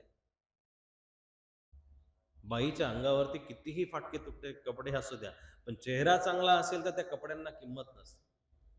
त्याच पद्धतीने एखादा पुरुष असेल, त्या पुरुषाचे फाटके तिटके कपडे कितीही खराब असू द्या, कितीही फाटके तुटके त्याने कपडे घातलेले असू द्या, पण तो जर प्रतिष्ठित असेल, पुरुषार्थी असेल, तर त्याच्या चेहऱ्याला किंमत आहे. त्याच्या चेहऱ्याला किंमत आहे. तुम्ही काय कमावलं, तुम्ही कशा पद्धतीनं कमावलं, याच्यावरती तुमचं वागणं बोलणं, तुमचं सुख अनुमानित असतं. याच्यावरती या सगळ्या गोष्टी टेपलेल्या आहेत. धर्म तुमच्या अंतःकरणामध्ये का असावा, धर्म तुमच्या अंतःकरणामध्ये कशासाठी पाहिजे, याच्यासाठी पाहिजे की तुमचं जे बाहेरचं वागणं आहे, बोलणं आहे, चालणं आहे, याला हा पाठीमागून सोन्याचा स्पर्श होणं गरजेचं आहे. त्या तुमच्या वागण्या बोलण्याला सुगंधाचा, चंदनाचा सुगंध यावा, याच्यासाठी तुमच्यासोबत खरा धर्म असणं गरजेचं आहे. आणि तो धर्म जर तुम्ही समजला तर तुमच्या जीवनाचं भलं झाल्याशिवाय राहणार नाही. तुमच्या जीवनाचं भलं झाल्याशिवाय राहणार नाही. राजाचा दृष्टांत आपण ऐकत आहोत. राजाला सांगितलं की त्याज भज करू, दत्तात्रयांची सेवा कर. राजा पाठीमागच्या खिडकीनं पळाला, पाठीमागच्या खिडकीनं पळाला आणि इतका दुःखी झालेला आहे. पहिलं दुःख त्याला असं झालं आहे की माझे भाऊ माझ्यासोबत लढायला आले. दुसरं दुःख असं झालं की मी तर चक्रवर्ती होतो, की माझं चक्रवर्ती पद एका मिनिटामध्ये गिळून घेतलं. आणि तिसरं दुःख त्याला असं झालं की मी राजा असून माझ्यासोबत आता काहीच नाही, माझ्याकडे आता काहीच नाही. शेवटी माणसाची एक प्रतिष्ठा असते, शेवटी एक माणसाची प्रतिष्ठा असते. तुम्ही मस्तपैकी सूट बूट घालून आले, मस्तपैकी मंदिरात आले, देवाला दंडत केला, तिथं थोडेसे उभे राहिले. उभे राहिल्यानंतर तुमची इच्छा असते आपल्याला कोणीतरी विचारावं, बाबांनी विचारावं, नाही आदरातिथ्य करावं. आणि ते जर आपल्याकडून घडलं नाही, समोरच्याकडून घडलं नाही, तर आपण तणफणत निघून जातो. कारण आपण तो प्रतिष्ठेचा बोजा आपल्या मनावरती घेऊन आलेला आहे. आपल्या डोक्यावरती ती प्रतिष्ठा आणलेली की मी आमका आहे, मी तमका आहे, मी नेता आहे, मी सरपंच आहे, मी उपसरपंच आहे, प्रमुख आहे, ज्येष्ठ आहे, श्रेष्ठ आहे. हे आपण ओझ मंदिरामध्ये सुद्धा घेऊन आलेलं आहे. आणि हे ओझ घेऊन आल्या कारणानं आपल्याला वाटतं की आपली विचारपूस झाली पाहिजे. अरे मंदिरामध्ये येत असताना एक गोष्ट आयांनो लक्षात घ्या दादा, तुम्हाला इथे कोणी बाबा विचारतील अथवा न विचारतील हा भाग सोडून द्या, इथल्या आई तुम्हाला विचारतील हा भाग सोडून द्या, पण तुम्ही आल्यानंतर तुमचा देव तुमच्याशी बोलेल, तुमचा देव तुम्हाला खऱ्या अर्थाने विचारेल की नाही विचारेल, ही तयारी करणं गरजेचं आहे. ही तयारी करणं गरजेचं आहे. तर तुम्ही वाचलेली पारायणं, तर तुम्ही केलेला धर्म खऱ्या अर्थानं फलित होणार आहे. तरच तुमचा धर्म आहे, तरच तो तुमचा धर्म आहे. नाही तर त्या धर्माला करण्यामध्ये अर्थ नाही, त्या धर्माला आपल्या जीवनामध्ये ठेवण्यामध्ये अर्थ नाही.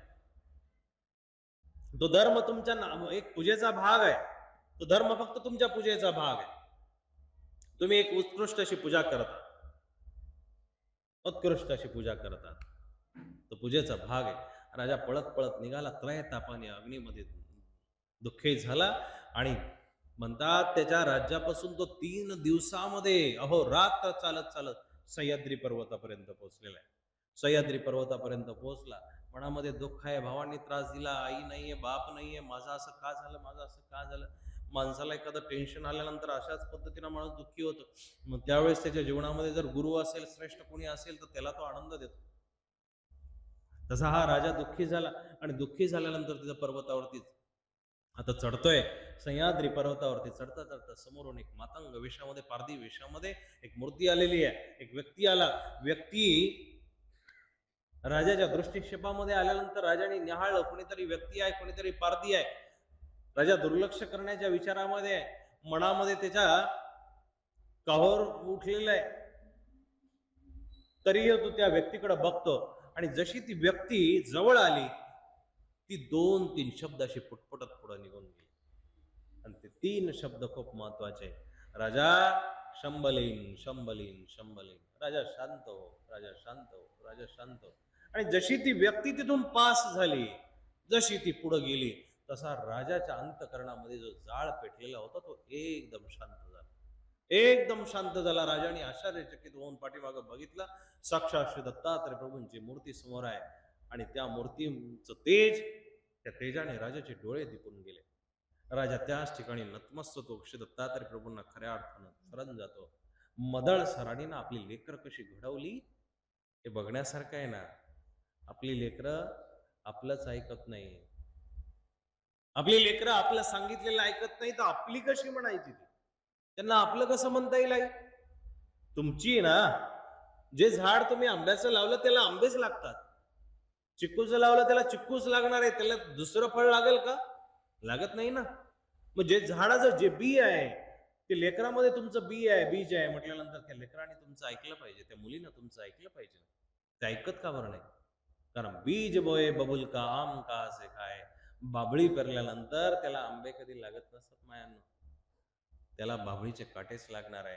आपण कर्मच असे करून आलेलो आहोत की त्या लेकराला जन्म भले आनंदामध्ये दिला असेल, 2-4, 5-10 किलो पेढे आपण त्या लेकराच्या जन्मोत्सवानिमित्त वाटले असतील, पण कर्म असे घेऊन आले की तो तो जो मुलगा आहे तो सावकाराच्या रूपाने आपल्या पोटी जन्माला आहे.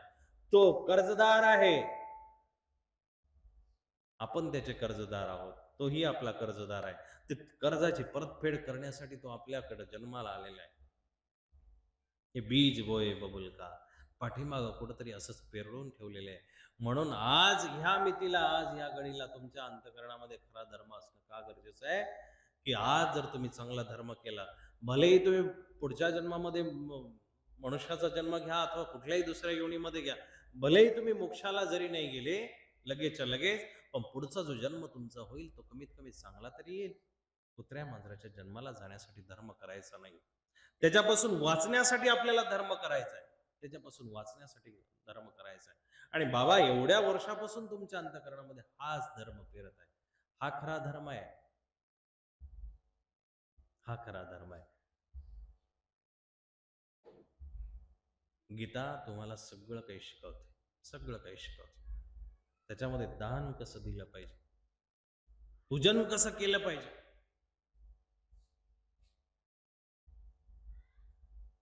ज्ञान श्रवण कसं केलं पाहिजे, या सगळ्या गोष्टी भगवद्गीता तुम्हाला शिकवते. पण त्याच्यामध्ये डोकवायला आपल्याला वेळ नाहीये, वेळ नाहीये.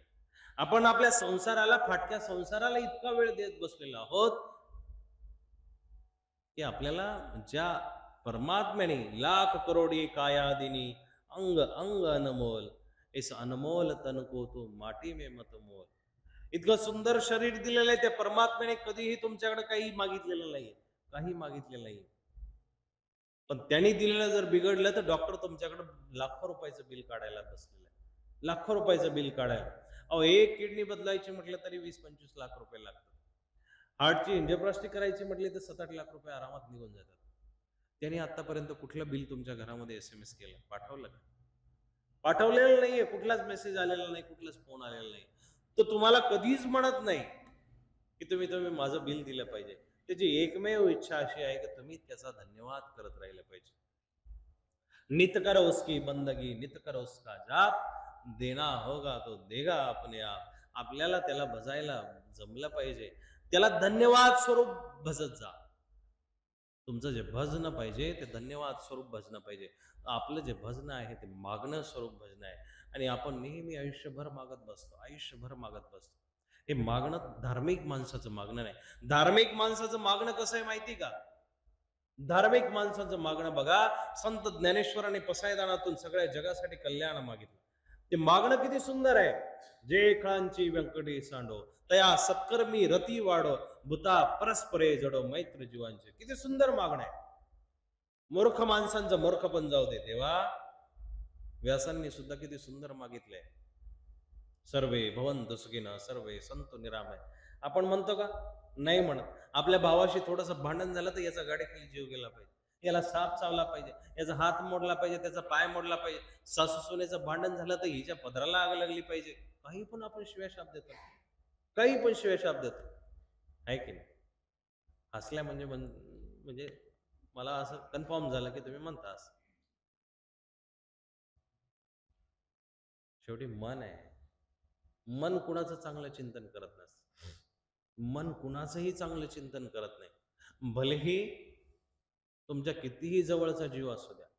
एका माकडाला परीक्षा बघायची होती म्हणून त्या माकडाला हातामध्ये घेतलं आणि त्याचं बाळ सुद्धा हातामध्ये घेतलं एका परीक्षकाने, आणि म्हणा आईची ममता ही खूप थोर असते. म्हणा आई तर आईच आहे.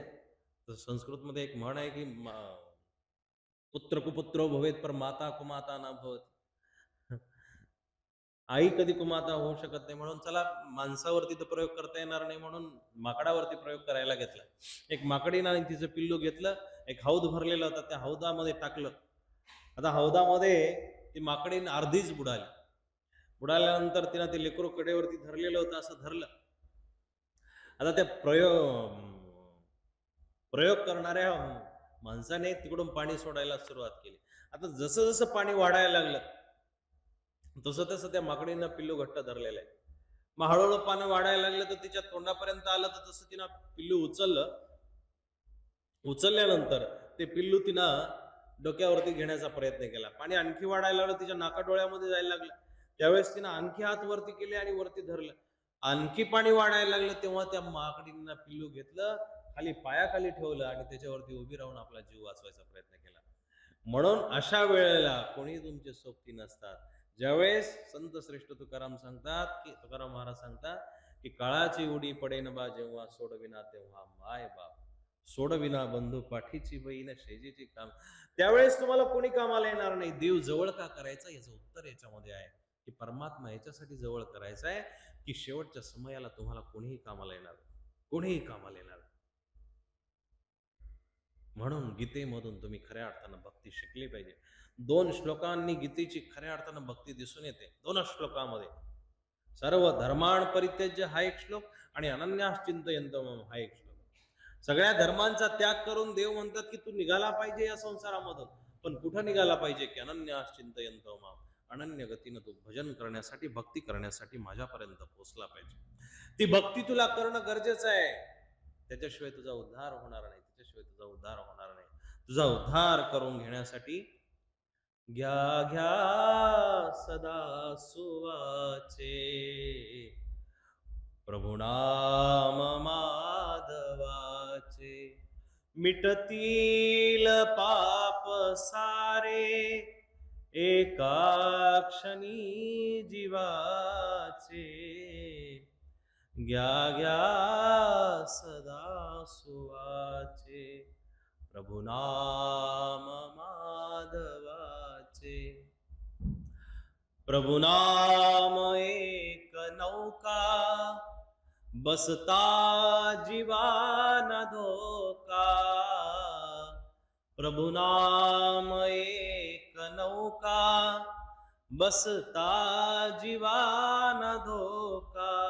तिळ मात्र घ्याल शंका, तरस्थान रौरवाचे.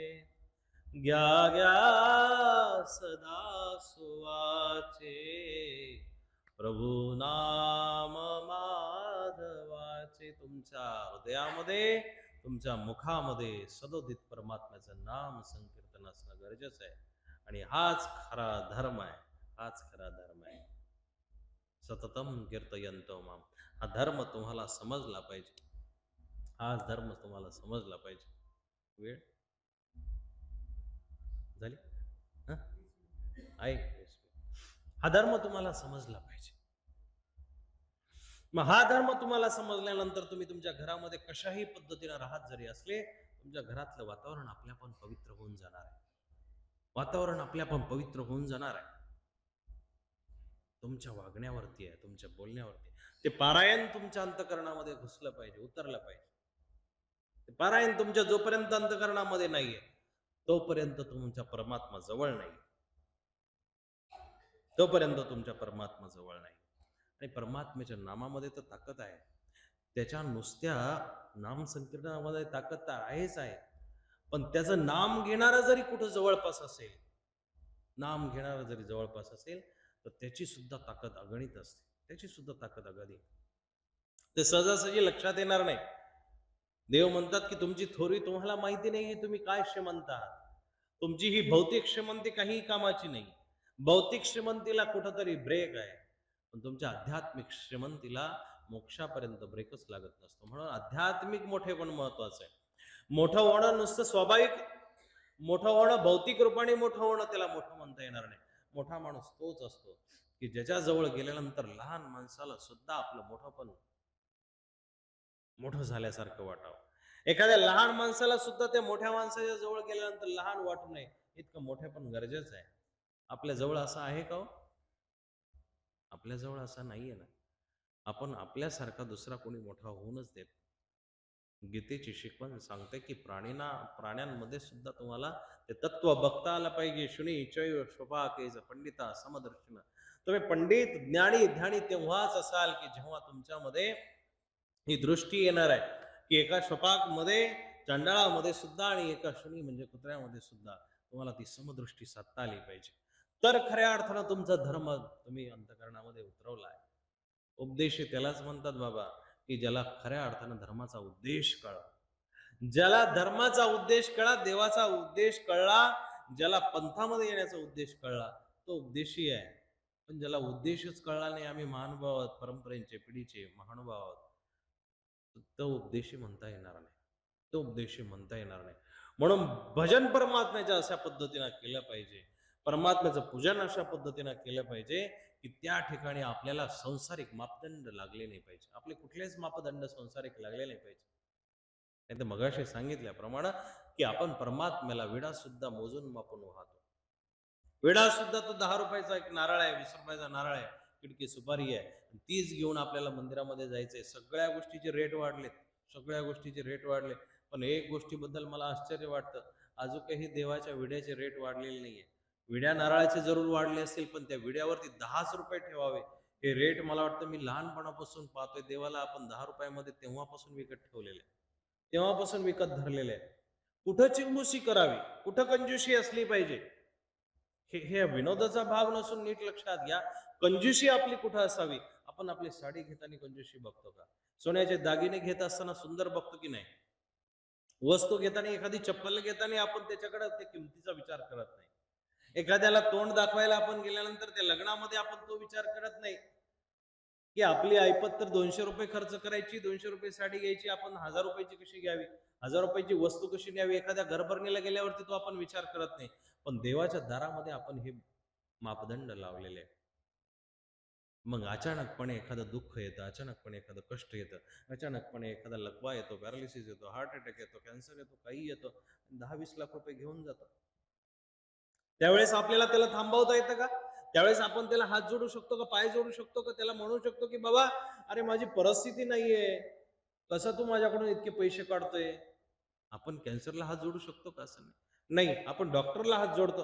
कुठल्याही पद्धतीनं ह्या माणसाला वाचवा तुम्ही, मी माझी किडनी विकल पण समोरच्याची जाऊ देणार नाही, अशी प्रार्थना करतो की नाही? त्यावेळेस आपली श्रीमंती आपल्या आपण कशी तयार होते, त्यावेळेस आपण आपल्या आपण कसं मोठं होतो, त्यावेळेस आपलं सगळं वैभव आपण तिथे पणाला लावायला का तयार असतो? अरे मग ज्यांनी इतकं आपल्याला वैभव संपन्न बनवलं, ज्यांनी सगळी ताकद दिली, ज्यांनी सगळ्या गोष्टी आपल्याला उपभोगायची ताकद दिली, त्याचा धन्यवाद करायला आपण किंमत ठरवली पाहिजे का? किंमत ठरवली पाहिजे का? शोकांतिका नाही का?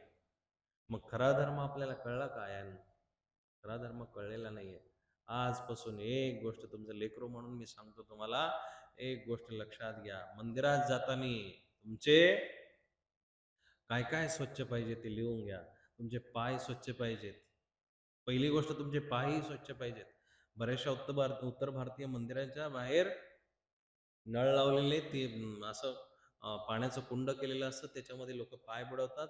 पुढं पाय पुसणं ठेवलेले, त्याच्यावरती पाय पुसून येतात, त्याच्याही पुढे आणखी एक ठेवलेलं असतं, त्याच्यावरती पुसून येतात. उद्या परवा याच्यामधलं कुणाला जर पटलं तर बाहेर ते बनवल तसं आहोत कुंड, लगेच एखादा दाता उठू येऊ शकतो, तसं काही नाही. पण जर नसेल तर तुमचे बाहेरूनही पाय धुवून या. धुवून नसेल येता येत तर पुसून या.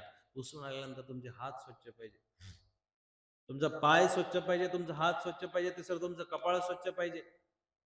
नुसतं चेहरा स्वच्छ असून फायदा नाहीये. चेहरा चमकदार असेल, पण त्याच्याही पलीकडे आता चौथी गोष्ट, तुमचं अंतःकरण स्वच्छ पाहिजे. अंतःकरण घरामधून तुम्हाला तनफन करून तुम्ही आले, देवावरती डोकं आपटायला लागले, देवाला स्वीकार नाहीये, ती तनफन काय कामाची आहे? येऊ नका मंदिरामध्ये, अशा पद्धतीत मंदिरातच प्रवेश करू नका तुम्ही. आणि ते घरातल्याही मंदिरामध्ये देवाला बसू नका. देवाला प्रसन्नता पाहिजे. देवाला तुमच्या अंतःकरणात प्रसन्नता हवी आहे, आणि त्या प्रसन्नतेमध्येच तो प्रसाद तुम्हाला देऊ शकतो. त्याच प्रसन्नतेचा तो प्रसाद करणार आहे. तुमचं अंतःकरण जर द्वेषाने भरलेले, कामाने भरलेले, क्रोधाने भरलेले, संतापाने भरलेले, त्याला जागा कुठे ठेवायला? तुमच्या फाटक्या झोळीमध्ये तो काय टाकणार आहे? शिवलेली पाहिजे की नाही? मग मंदिरामध्ये येत असताना ह्या गोष्टी लक्षात घेणं गरजेचं आहे. पाय स्वच्छ असावेत, हात स्वच्छ असावे, कपाळ स्वच्छ असावं, तिन्ही पेक्षा तुमचं अंतःकरण स्वच्छ असावं. आणि पाचवी गोष्ट, तुम्ही ज्यावेळेस परमेश्वराला जर समर्पित करत असाल, जे देवाला आपण 10-20 रुपये ठेवणार आहे, ती नोट नवीन असावी. बस उद्यापासून एवढा नियम पाळा की ती नोट कमी मळलेली असावी. कारण तिचा प्रवास जर आयांनो नीट लक्षात घेतला, तिचा प्रवास तुमच्या खिशापर्यंत येण्यापूर्वी हजारो हजारो ठिकाणाहून आलेला आहे. मग हजारो ठिकाणाहून तो मांसाच्या दुकानातून आला असेल, दारूच्या दुकानातून आला असेल, कुठून कुठून आलेला आहे, चोरीचाही आलेला असेल. आणि सगळ्यात महत्वाचा घाणेरडा प्रवास कुठं झालेला आहे? अहो, आपल्या समाजाची विडंबना बघा की दिवाळीच्या दिवशी त्याचं पूजन करतात त्या नोटांचं, आणि दिवाळी झाल्यानंतर त्याच नोटा काढतात, मोजायच्या टायमाला थुका लावतात. थुका लावण्याची परंपरा कुठून सुरू झाली, कोणी आली ती काही माहिती नाही. पण ते थुका लावलेली नोट कुठं जातीये? तीच नोट तुम्ही देवावरती ठेवताय. आणि मोठेपणा तुमचा, म्हणजे त्या मोठेपणाची कीव येते दादा, की तो मोठेपणा तुम्ही देवाला सुद्धा दाखवायला जातात, की देवाच्या खालच्या पायरीवरती विडा ठेवत नाही ठेवणारे, देवाच्या बोकंडी विडा ठेवून देतात. त्या माचोळीवरती ठेवतील, प्रसादावरती ठेवतील, व विशेषावरती ठेवतील. कुठल्या परंपरा आहेत, कुठल्या गोष्टी आहेत या? विचार करा ना, विचार करा. म्हणून उद्यापासून देवाला जर नोट तुम्ही अर्पण करा, चकचकीत नोट, भलेही ती 500ची की निघाडा, पण काढा ना चकचकीत कोरी, म्हणून ती 500ची जरी ठेवली तरी चालेल. लेकराच्या हातामध्ये 2 रुपये देतो का हो? 10 रुपये देतो का? तुमचं एखादं लेकरू कॉलेजला जात असेल, शाळेत शिकणारी मुलगी असेल, ती जर म्हटली की पप्पा शाळेला चालले, मग 10 रुपये टेकवता का हातावर? 100 देतो की नाही? 50 देतो की नाही? 500 देतो की नाही? ती म्हटली जास्त आहे, नाही राहू दे, काही कामाला आहे, म्हणतो की नाही? अरे मग ज्यांनी एवढं सगळं देण्याची ताकद आली, त्याच्याजवळ कंजूशी का? का कंजूशी? काही काही लोकांनी तर खूप सुंदर परंपरा चालू केलेल्या आहेत. साधू साधूला सुपारी देऊन भेटले, आनंदाची गोष्ट आहे, निरपेक्ष भावना आहे. पण एका ग्रस्तानीही सुपारी देऊनच भेटावं, नवीन परंपरा काढल्यात. नाहीये तुमच्याकडं? अहो, नसेल पैसे, गळ्यातला एखादा मणी तोडून द्या ना भावाला, दान नाही ते, काय हरकत आहे तसल्या दानाला? चित्त वित्त काया अर्पिली देवराया. मला सांगायचं असं आहे आयांनो, तुमच्या मनाची विशालता वाढल्याशिवाय तो विशाल देवाचा पुत्र तुमच्या हृदयामध्ये येणार नाही. तुमच्या मनाची विशालता तुम्हाला वाढवावी लागेल. तुमचं विशाल अंतकरण जोपर्यंत होत नाही. आणि मग तुम्ही म्हणाल की बाबा पैशाने थोडं दिसत असते, तिथंच दिसतं ना, तिथंच दिसून येतं.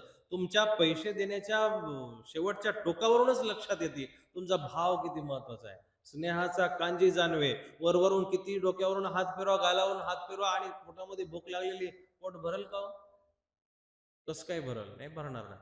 काहीतरी दिल्याशिवाय भरत नसतं. तसं परमेश्वराला सुद्धा, तो सुद्धा घेशी तेव्हा देशी ऐसा, असं शिवधार. घेतल्याशिवाय तोही देत नाही. तुम्ही किती देता? आणि मग बघा, उद्या सगळे जेवढे आता उपस्थित आहे, उद्या सगळ्यांनी 500-500 रुपयाचा विडा ठेवा.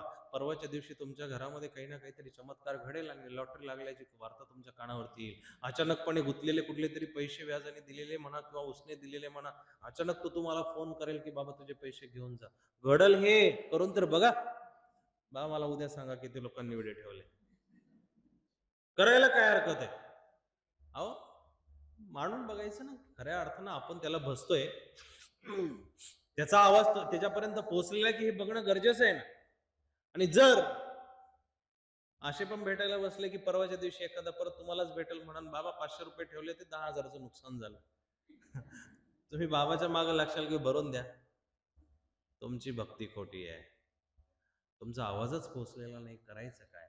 करायचं काय? तुमचा आवाज पोहोच. विनोदाचा भाग सोडा. विनोदाचा भाग आम्ही विनोदशास्त्रींना देऊन टाकलेला आहे.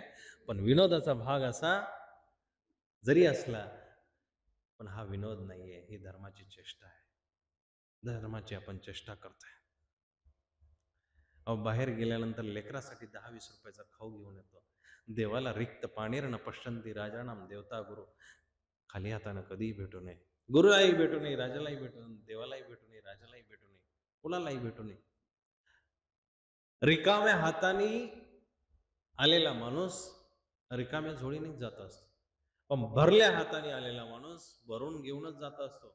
आणि ते भरलेलं पुण्य तुम्हाला दिसणार नाही, भले आज दिसणार नाही, उद्या दिसणार नाही, पण जीवनामध्ये एक क्षणाला तुम्हाला खऱ्या अर्थानं गरज पडेल, खऱ्या अर्थानं गरज पडेल, त्यावेळेस ते पुण्य संचय तुम्हाला तुमच्या जीवनात दिसणार.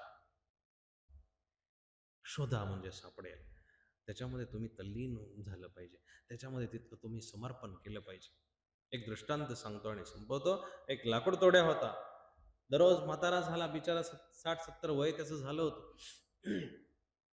आणि अशाही वयामध्ये त्याला कष्ट करावे लागत होते घर चालवण्यासाठी. लेकरं बाळ नव्हती, फक्त पती पत्नी होते आणि ते घर चालवण्यासाठी त्याला कष्ट करावे लागत.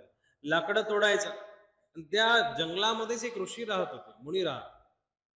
ते मुनी बघायचे त्याला की दररोज हा लाकड तोडते, भारे भरून घेऊन जाते, वय झालेले, दाढी पिकलेली, हातामध्ये त्राण नाहीये, पायामध्ये त्राण नाही. त्या ऋषींना दया आली, मुनींना दया आली. ते म्हणतात, मुनी म्हणतात की बाबा, तुझे हे कष्ट मला बघवत नाही, तू एक काम कर, तू आणखी 1 किलोमीटर पुढे जा आणि 1 किलोमीटर पुढे गेल्यानंतर तुला चंदनाची लाकडं सापडतील. त्या चंदनाच्या वनामधून तू जर लाकडं घेऊन आला तर तुझं महिनाभराचं कल्याण होऊ शकतं. लाकूड तोड्या गेला पुढं गेल्यानंतर त्यांनी खरोखर बघितलं चंदनाचं वन आहे. त्या वनातून त्यांनी लाकडं तोडली, घरी निघून आला. काही दिवस विकली. काही दिवस विकल्यानंतर लाकडं संपलेली आहेत, पैसे संपलेले आहेत आणि पैसे संपल्यानंतर परत वनामध्ये आला. ते लाकडं तोडता तोडता ऋषी दिसलेले. ऋषी म्हणतात की तुम्ही परत आले? हो, मी नेले होते, महिन्याभराची लाकडं संपली आणि आलो परत. बाबा, तुम्ही जर अजून 2 किलोमीटर पुढे गेले तर तुम्हाला इथं चांदीची खाण सापडणार आहे. तिथून तुम्ही चांदी जर भरून घेतली, चांदीची जर ती साठवणूक केली तर तुमचं महिना 2-4 महिन्याचं कल्याण होईल.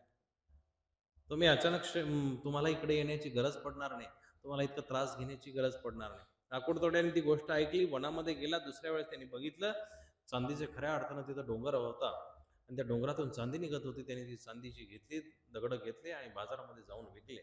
त्याला भरपूर पैसे भेटले. त्याचं वर्षभर पर्यंत कल्याण झालं. वर्षभराने तो जंगलामध्ये दिसलेला आहे. ऋषींनी बघितलं, वर्षभराने सुद्धा म्हातारे बाबा आलेले. परत ऋषी सांगतात, तुला आणखी थोडंसं पुढे गेल्यानंतर सोन्याची खाण सापडेल, त्याच्याही थोडंसं पुढे गेल्यानंतर तुला हिऱ्याची खाण सापडेल. हिऱ्याच्या खाणीपर्यंत तो म्हातारा माणूस जातो, हिरे घेतो, विकतो. पण विकल्यानंतर परत 5-10 वर्षांनी जंगलामध्ये हजर होतो. त्यावेळेस परत ऋषी उपस्थित झालेले आणि ऋषींनी त्याला परत सांगितलेले की बाबा, तुझी भूक काही थांबलेली दिसत नाही, पण मला एक वाटतं की तू जर याच्याही पुढे जर गेला तर तुला आणखी शांतता सापडणार आहे, आणखी एक गोष्ट सापडणार. म्हातारा बाबा विचारतो, याच्या पुढे काय असू शकतं? चांदी झाली, सोनं झालं, हिरे झालं, चंदन झालं, याच्या पुढे काय असू शकतात? ऋषी म्हणतात, मी बसलेला आहे पुढं, मी बसलेला आहे, तू येत खरं. त्याला वाटलं आता याच्याही पेक्षा काहीतरी भारी भेटू शकतं, म्हणून तो दुसऱ्या दिवशी सकाळी सकाळी उठला आणि त्या ऋषीच्या ठिकाणापर्यंत पोहोचला. ऋषी ज्या ठिकाणी बसलेले होते तिथं बसला, उभा राहिला आणि उभं राहून त्यांना बघत राहिला. 2 दिवसानंतर ऋषीची निद्रा भंगलेली आहे आणि निद्रा भंगल्यानंतर, ध्यान निद्रा भंगल्यानंतर ऋषीने बघितलं म्हातारे बाबा समोर आहे. कधी आले? काल आलो होतो, कालपासून तुम्हाला बघतोय. कसं वाटलं? खूप शांतता आहे, खूप आनंद आहे, खूप स्थैर्य वाटलं मला, खूप तुमच्या ठिकाणी पवित्रता आहे. मला हा जर तुमचा पत्ता पहिला जर तरुण वयामध्ये भेटला असता, पहिला जर तुम्ही मला चंदनाचं सांगितलं त्याच्या दूर भेटला असता तर आज मी कुठं असतो. ऋषींनी त्या ठिकाणी त्याला उपदेश केला की बाबा, तुला कुठं जाण्यासाठी आजही उशीर झालेला नाहीये. तू भलेही माझ्यापर्यंत आला, आनंदाची गोष्ट आहे, पण माझ्याही जर पुढे गेला तर तुला देव सापडेल, माझ्याही पुढे तुला परमात्मा बसलेला दिसेल, माझ्याही पुढे तुला परमात्मा बसलेला दिसणार आहे. आणि जशी ज्या पद्धतीनं तुला माझ्या ठिकाणी 2 दिवसाची शांती सापडली, 2 दिवस तुला शांतपणे आनंद घेता आला, त्या परमात्म्याजवळ जर गेला तर तुला अखंड आनंदाचा झरा सापडणार आहे. म्हणून त्या परमात्म्यापर्यंत पोहोचण्याचा प्रयत्न करा. बंधूंनो, या ठिकाणी बाबांनी हा जो संकीर्तनाचा ध्यास घेतलेला आहे, हा संकीर्तनाचा ध्यास खूप खूप उत्तम आहे. बाबांना मी तसं जेव्हापासून बघतोय आणि प्राचार्य असल्या कारणानं माझ्या मनामध्ये त्यांच्याविषयी आदर आहे. मी संस्कृत आणि संस्कृतीचा उपासक असल्या कारणानं मला अशी शिकली सवरलेली माणसं आवडतात. आणि जे शिकवतात सगळ्यात महत्वाचं ज्ञान स्वतः प्राप्त करणं हे मोठं नाहीये. पण त्याच्याही पलीकडे सगळ्यात मोठं आहे, मोठेपण त्याला म्हणता येईल, की ज्यांनी दुसऱ्यांना सुद्धा सुद्धा ज्ञानीर्भवाचा आशीर्वाद दिला, की तुम्ही सुद्धा ज्ञानी व्हा, तुम्ही सुद्धा ज्ञानी व्हा. बाबाला तुमच्या कसल्याच गोष्टीशी घेणं देणं नाहीये, नीट लक्षात घ्या. साधूला तुमच्या वस्तूशी कुठल्याच घेणं देणं नसतं. तुमच्या वास्तविक जीवनाशी घेणं असतं, की तुम्ही उडते हे जण देखवे ना डोळा, म्हणून येतो कळवळा. येतो कळवळा म्हणून या, की तुम्ही या संसारामध्ये गर्तेमध्ये पडलेले आहात, हे पडलेलं बघवत नाहीये साधू संतांना, म्हणून कळवळा येतोय. म्हणून तुम्ही बाहेर आलं पाहिजे. शेवटचं एक सूत्र सांगून जातो, की जन हे सुखाचे दिल्या घेतल्याचे अंतकाळीचे बा कोणी नाही, झाल्या हिन शक्ती नाक डोळे गळती, सांडोनिया पळती रांडा पोरे, बाईल म्हणे हे आता मरता तरी बरे, नाशिले घर तू कोणी तुका म्हणे आता माझे नाही कोणी, एका चक्रपाणी वांचुनिया. परमेश्वराशिवाय तुमचं कोणीच नाहीये, एकमेव तोच. आणि मग शेवटची आपण त्याला प्रार्थना म्हणूया, की त्वमेव माता च पिता त्वमेव, त्वमेव बंधुश्च सखा त्वमेव. हे परमात्मा तूच सगळं काही आहेस, तूच सगळं काही आहे. आणि ह्या प्रार्थनेमधून तुम्हाला अर्थ चांगले चांगले उमगणार आहे. तुमच्या जीवनाचा बगीचा तेव्हाच फुलणार आहे, की प्रार्थनेचं सिंचन तुमच्या जीवनात झालेलं असेल. प्रार्थना तुमची ज्या पद्धतीनं तुम्ही सिंचित केली असेल, तोच बगीचा फुलणार आहे, त्याच बगीच्यामध्ये सुंदर फुलं लागणार आहे. आणि हे सुंदर पण तुम्हाला सगळीकडून वेचता आलं पाहिजे. मी भलेही संत तुकाराम महाराजांचे, ज्ञानेश्वरांचे तुम्हाला उदाहरण दिले असतील. हे मोती आहेत आपल्या संसारामध्ये पडलेले, चांगले चांगले सुवर्ण मोती आहेत. हे मोती सुविचार सुभाषित जिथं पण पडलेले असतील ते आपण घेतले पाहिजे. म्हणून शेवटची सद्गुरू वामनराव यांची प्रार्थना आहे, हे ईश्वरा तू सगळ्यांना चांगली बुद्धी आणि आरोग्य दे, सर्वांना सुखात आनंदात ऐश्वर्यात ठेव, सर्वांचं भलं कर, कल्याण कर, रक्षण कर, आणि तुझे गोड नाम मुखात अनंत राहू दे, मुखात अखंड राहू दे. परमात्म्याला या संतांनी सुद्धा अशा सुंदर प्रार्थना केलेल्या आहे, की देवा तुझं नाव त्यांच्या मुखामध्ये ठेवण्यासाठी तू त्यांना सद्बुद्धी दे. म्हणून मला वाटतं या ठिकाणी तेव्हाच सगळ्या बाबांच्या प्रयत्नांचं साफल्य होईल, की जेव्हा तुम्ही सगळे एकजुटीनं परमात्म्याची प्रार्थना कराल, एकजुटीनं परमात्म्याला भजाल, एकजुटीनं परमात्म्याला प्रार्थना कराल. आणि तुमचं तर आद्य कर्तव्य आहे, तुम्ही धर्म केलाच पाहिजे, केलाच पाहिजे. पण तुमचं आद्य कर्तव्य हे पण आहे, की लेकरा तुम्ही ज्यावेळेस भाकरी थापता त्यावेळेस तुम्ही स्वतःसाठी थापत नाही ना, स्वतःसाठी थापता, सगळ्यांसाठी थापता. धर्म करत असताना सुद्धा सगळ्यांसाठी कसं करता येईल, सगळ्यांना कसं धरून करता येईल. आणि मग मग तुम्हाला भले हे प्राथमिक एक प्राकृतिक तुम्हाला मंदिर दिसत असेल, प्राथमिक दृष्ट्या हे मंदिर तुमच्यासाठी दिसत असेल, पण जर अंतःकरणातून धर्म करायला लागले, तर तुमचं घर आणि परिवार मंदिर व्हायला वेळ लागणार. तुमचं घरच मंदिर होऊन जाणार आहे, वेगळ्या मंदिराची तुम्हाला आवश्यकता पडणार आहे. आणि मग त्या घरातून निघालेला प्रवास ह्या घरापर्यंत येईल, आणि ह्या घरातून निघालेला प्रवास यद्गत्वा न निवानदन्ते तद्धाम परमम, त्या भगवंताच्या प्रवासापर्यंत जाणार आहे.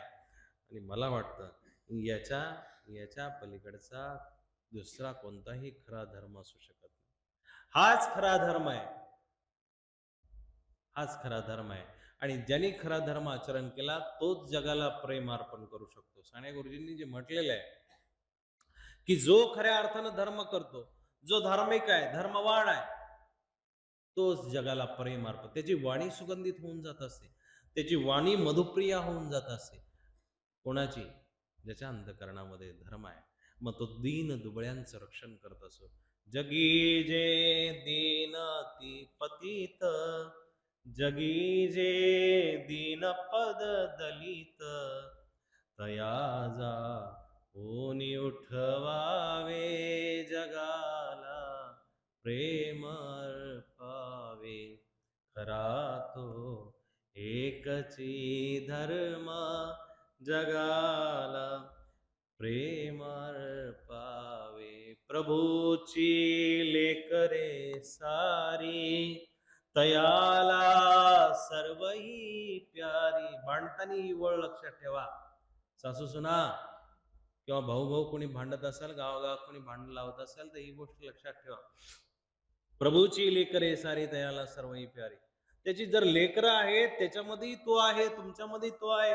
मग तुम्ही त्याच्या आईचा बापाचा उद्धार करावा, त्याला शिव्या द्याव्या, त्याला हीन लेखावं, त्याला तुच्छ लेखावं, जमेल का?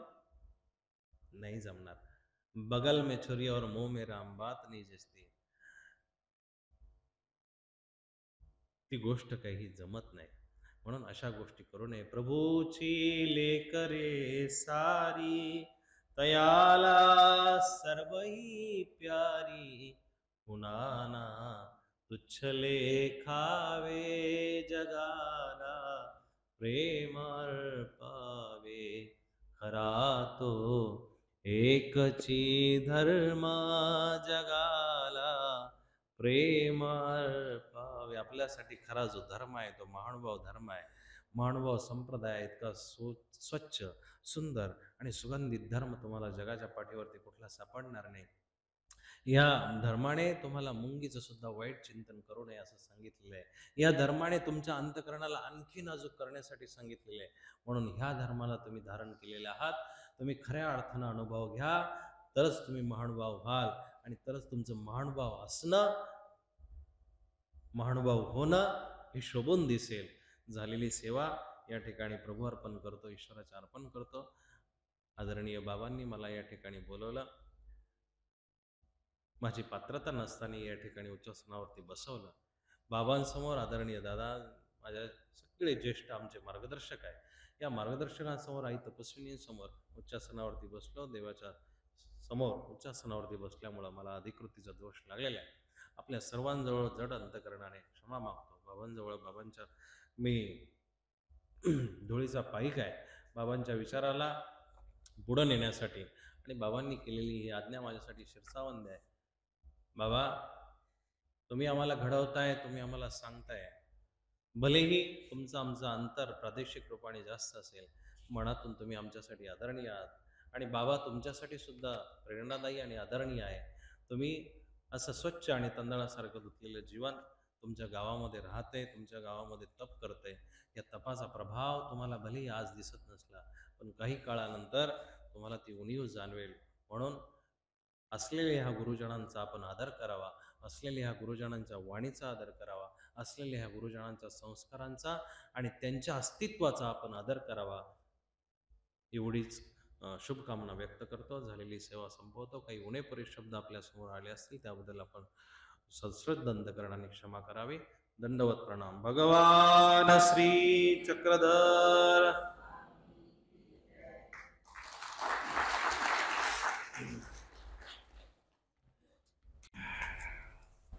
आज सांगायची गरज पडली नाही की टाळ्यांचा आवाज द्या बरं का.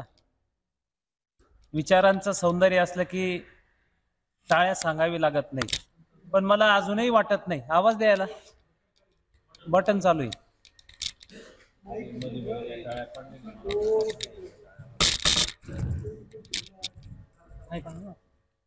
हा, चालू आहे. दादांचं म्हणणं आलं, मध्यंतरी टाळ्या वाजल्या नाही. दादा, ही प्रगल्भता येण्यासाठी फार वेळ लागतो. आम्ही 26 वर्षापर्यंत पोहोचलो, पण हळूहळू निश्चित कुठल्या मुद्द्याला टाळी वाजवावी हे आम्ही त्यांना निश्चित पुढच्या वर्षी शिकवू बरं का. हे एक प्रशिक्षण आहे. बाबांनी आम्हाला संस्कृतमध्ये शास्त्री उत्तीर्ण करून दिलं, परंतु विशिष्ट वेळी हसावं, विशिष्ट वेळी मोबाईल चालू ठेवा, हे काही मूल्य वेगळे जीवनातील मूल्य आहे. परंतु भाषण मूल्य काही असतात की विशिष्ट ठिकाणी काही मुद्दे 1-2 असे होते दादांचे की तिथे टाळी पडायला पाहिजे होती. मीही संकोच केला. म्हणून निश्चितच आपण त्या वक्त्याची दाद दिली पाहिजे.